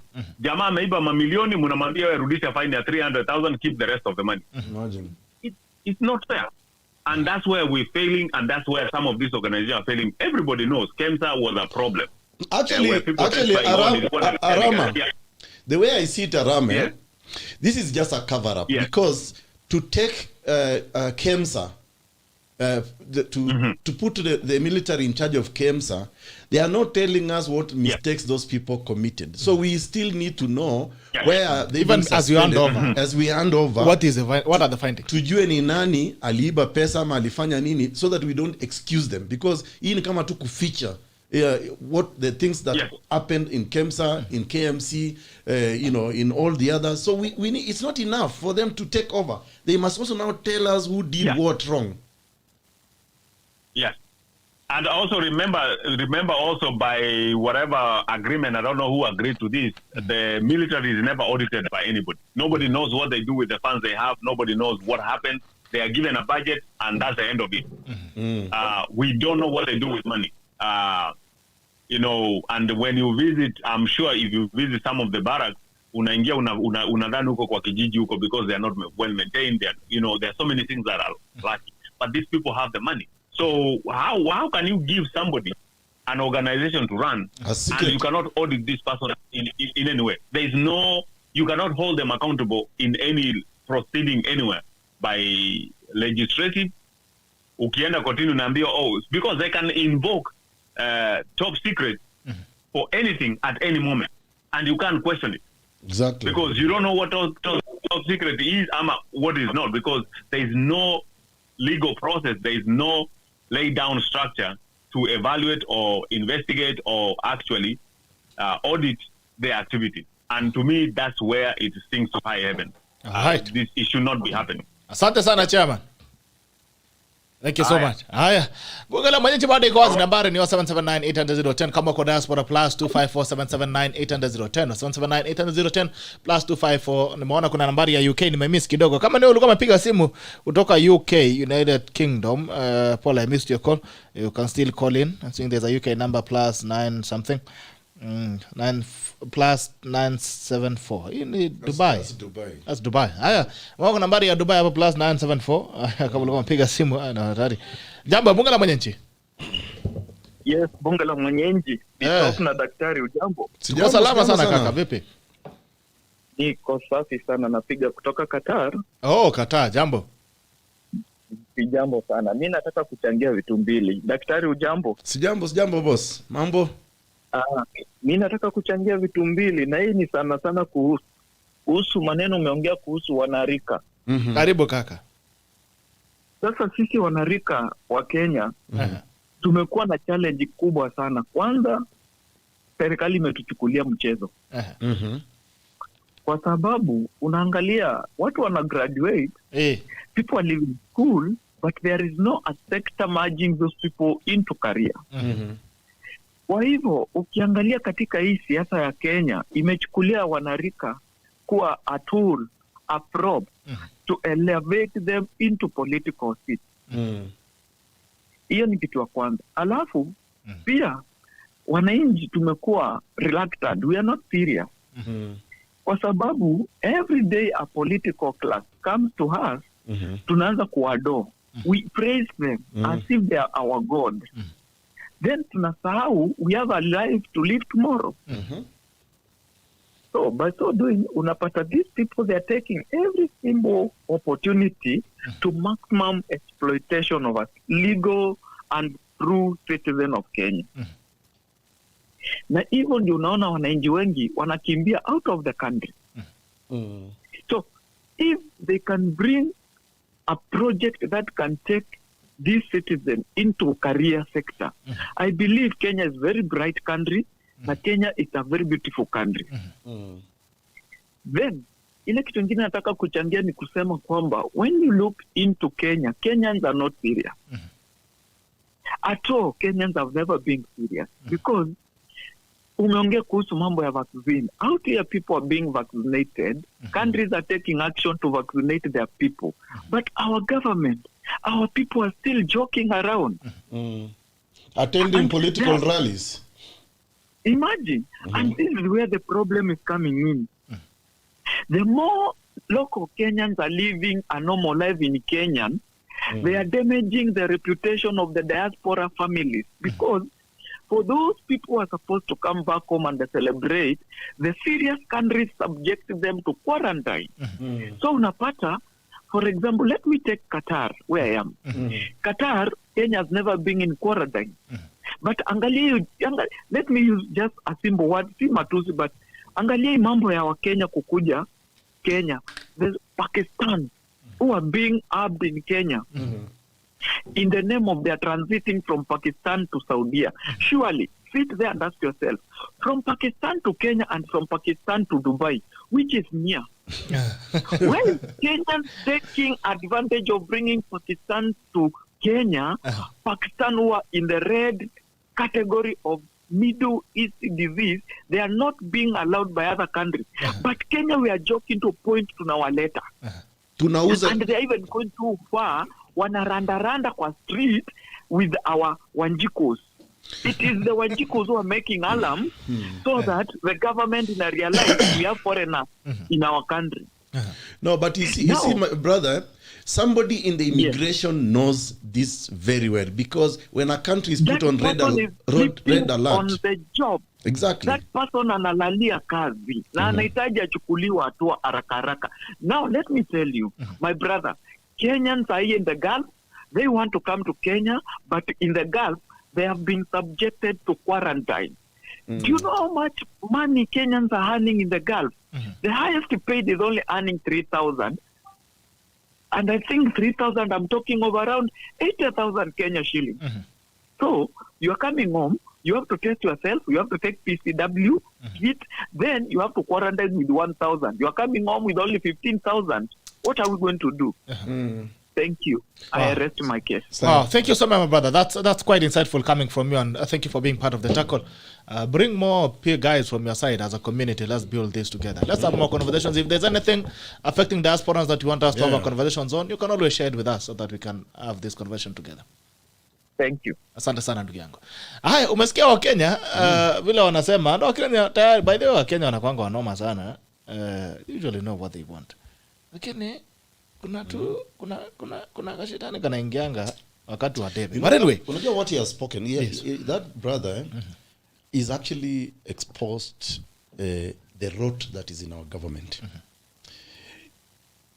You see, it's really simple logic and it's very annoying. And somebody in government is even endangering the lives of Kenyans. by allowing these Pakistanis not, to transit through our country. Do you know how many hours it is to fly from Pakistan to Kenya? We are probably talking on average, like what? It's 7 hours. Can we take this guy from the UK? Yeah. We have a UK call as a last call. Then, hello, Jambo. Good morning. Hello, Bitok and Dr. EKURU. Salama sana boss. Mambo vipi? Morning, sir. Hello. I'm good. Bitok and AUKOT, I'm calling from London, and thank you for giving me just a few minutes to say something. Karibuni sana. How is London? London is good. It's now getting very cold, but that's the nature of the city of London. Okay. Yeah. One, I want to answer the gentleman who just called about linking the youth to career. Yeah. Yeah. Here, what is needed in Kenya is something we call a job center, which is something that has been like somewhere in UK for so many years, and that's where you see where we have like Huduma Center in Kenya.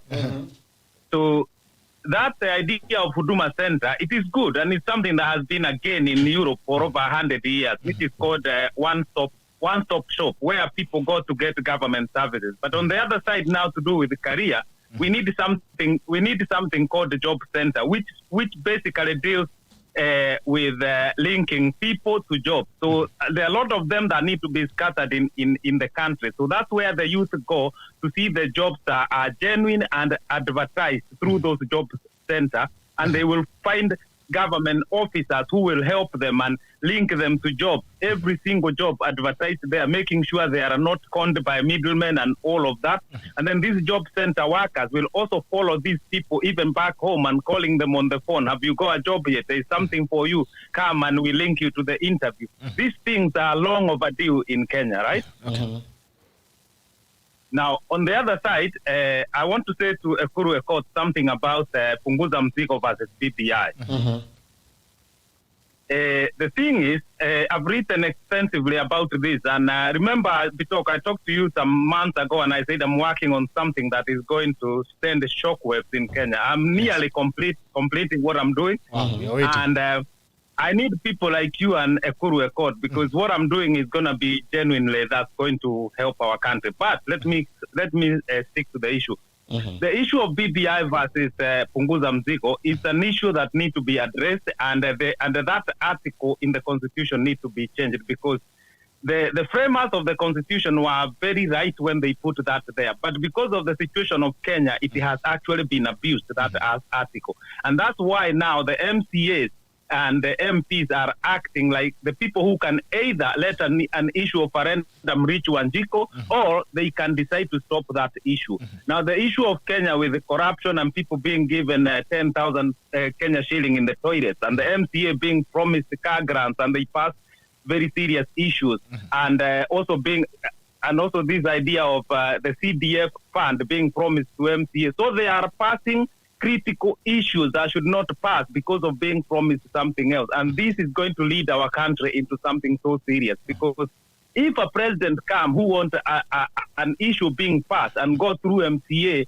and this issue is not a good issue and then it reaches Wanjiko through MCA and it's gone through, it's going to take years and it's going to be very expensive to remove it from the Constitution once it has been put there. So we need now to act reverse to make sure that this article is changed and that the MCA are not the determiner of whether an issue reaches Wanjiko or does not reach. This is something I'm working on, and I will tell Kenyans, unless we change this is called primary democracy. It cannot be taken from Wanjiko by the MCAs or by the MP that we elected. When it comes to critical issue like this, it is called primary democracy. And this is something we can challenge based on the issue of like the Brexit. Yeah, the Brexit issue, and it was an issue of primary democracy. So this is something that our leaders in Kenya don't tell us because they know Wanjiko is not well educated or understand this kind of thing. So many things we have been cheated by our politicians because of this, of civic education. So now the MCAs, the role that they will play when it comes to this popular initiative, it is just to inform Wanjiko and public participation, but they cannot act as the bridge to decide yes or no on such issues. Okay. Asante sana ndugu yangu. We are waiting as well. When you are done, give it to us. We'll tutaichambua pole pole. Ukimaliza, yeah, it's no problem. Give me another about 4 months. It all will be done. I have 81 issues. If these 81 issues are sorted, we'll be in Canaan by the 9th of August next year. Haya. Sawa, kuna safari nyingine imeanza ya Canaan. Ile nyingine nasikia walienda wakapata mamba River Jordan. Ikaumana. Haya, asante ndugu yangu tunasubiri. I know. Thank you so much. No, I know, but Bitok. Bitok. Just one 30 seconds alone, yeah? Please, very quickly. Tumempitisha masaa. Yeah, sure. I want to say this. The politicians in Kenya, they are concentrating too much on politics, and they are not really addressing the real issues that affect Wanjiko. Okay. And the issue now, the issue of bottoms up and the issue of 6K from the ODM. I want to say this. These people they are mixing us. The issue of 6K is a welfare issue. Is not an economic issue. The issue of bottoms up is an economic issue. So these two issues, they cannot be mixed. When the people of ODM come and talk the issue of welfare, against the issue of the economy, the bottoms up, and the bottoms up people need to do the other way around. Let us not mix the issue. When the bottoms up people want to talk about welfare issue, they will introduce their welfare chapter. As at the moment, they have not introduced. So let's not mix the issues. Let's not mix the issues. Now, this is a very profound statement here, Daktari, as you had to making your final remark. And Langat Jufri is asking, just thinking, if politics is local, then why can't development be local? It should be. A very good question. Let resources be brought down like when they are registering voters. Exactly. If politics, because you say every politics is local. If politics is local, why can development be local? Why are we begging for development projects? We shouldn't be. And you see, that's why we talk in our Punguza Mizigo proposal. We are actually addressing that issue. We were saying, forget even about the county, because we analyzed how the counties have handled taxpayers' money since 2013, and we came to the realization, and this was coming from MCS themselves. MCS were telling us, by the money comes here, it does not go beyond county headquarters. Nata ukiangalia most counties today Bitok, ile kungarisha menafanyika ni hapo tu headquarters, Kakalami hapa na pale, lakini wards don't get the same. So that's why for us we said, let's also localize development by creating the ward development fund specifically. Okay, and I like the question my friend from the UK has brought out, that we now need to make sure that in some of these fundamental amendments that actually transform people's lives, we don't just allow the representatives of the people to make that decision because they are proven that they can be bought and be bribed. Just the same way Jubilee confidently promised MCS 2 million, and by then nasikia hawakupata hiyo 2 million. Ilienda na maji. It was just a promise.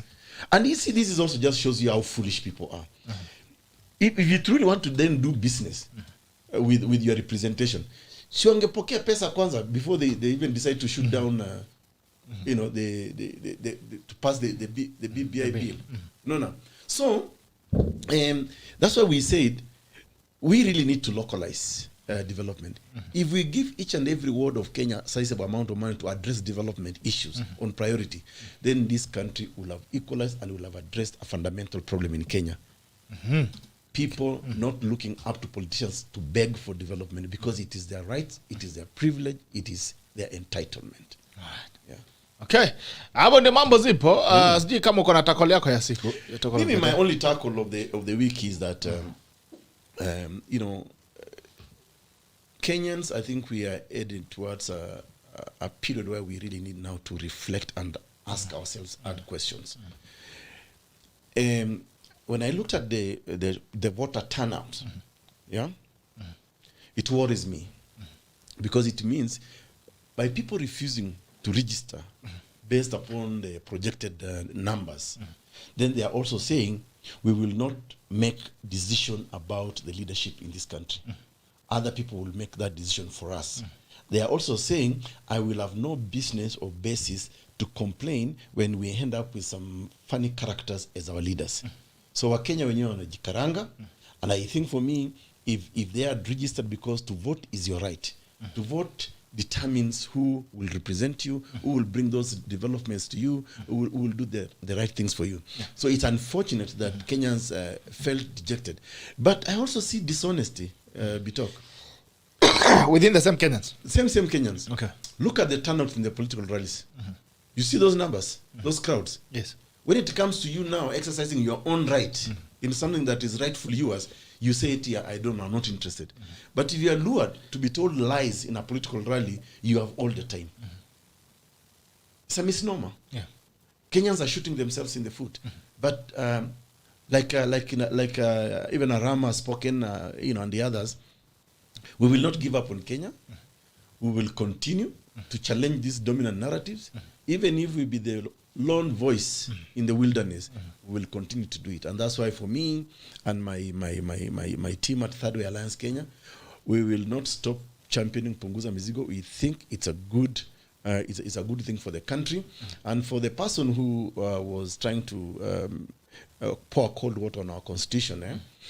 Remember, Kenyans, again, I'm sure he said that probably out of ignorance. Maybe he did not know. If you looked at the facts clearly, we had just come out of a crisis, the 2007-2008 post-election violence. And fixing the constitution was identified as one of those issues called Agenda 4, issues that needed to be addressed, And we started our work in March 2009. And yes, I was in the driving seat as the CEO of the Committee of Experts, and I was also a member of the COE itself. To help our country change and transform, we did this constitution in a record 1 year, 6 months. The Constitution of Kenya Review Act had given us 1 year only. But when we looked at some of the timelines, when we were now designing our constitutional, doing a constitutional design, so that we can do the constitution complete time, the Committee of Experts really needed to contribute to the change, to the transformation that Kenyans wanted after looking at what happened in 2007-2008 post-election violence. So the constitution was a product of that transformation. It was a healing document. It was a healing document, and it got us out of the crisis. And I think most Kenyans actually do not appreciate this. We did our best within that time, because we said we are so tired of talking about constitutional change reform for the last 20 plus years. Remember, the agitation had started in 1991 until 92, when now Moi repealed Section 2A that actually made Kenya a multi-party democracy. So we should be very happy that within a record time, we wrote a constitution that was able now to redistribute money to all the regions of Kenya, that was going to able to bring resources to you, was able to make sure you pick up your own leader. Because kama sisi today in Turkana, we are getting we are the second highest. We're getting second highest allocation after Nairobi. Now, and we're also electing one of our own. Sasa, if one of our own anakula hizo pesa, you cannot blame Kenya. You cannot blame the constitution. The constitution is just a paper. You have to blame the people who give the responsibility, the leadership. Okay. If a constitution is not working for us, it's not enough to say, the framers, did not look into this issue properly.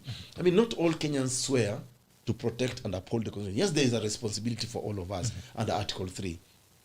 But there is also leadership that we are bestowed with that responsibility. And as we go to 2022, ni shauri yetu wa Kenya, we have to make the right decision. If you are not happy with the current decision, offer yourself. Be that leader. Sio kukaa tu hapo na kungedhia na kulialia sijui.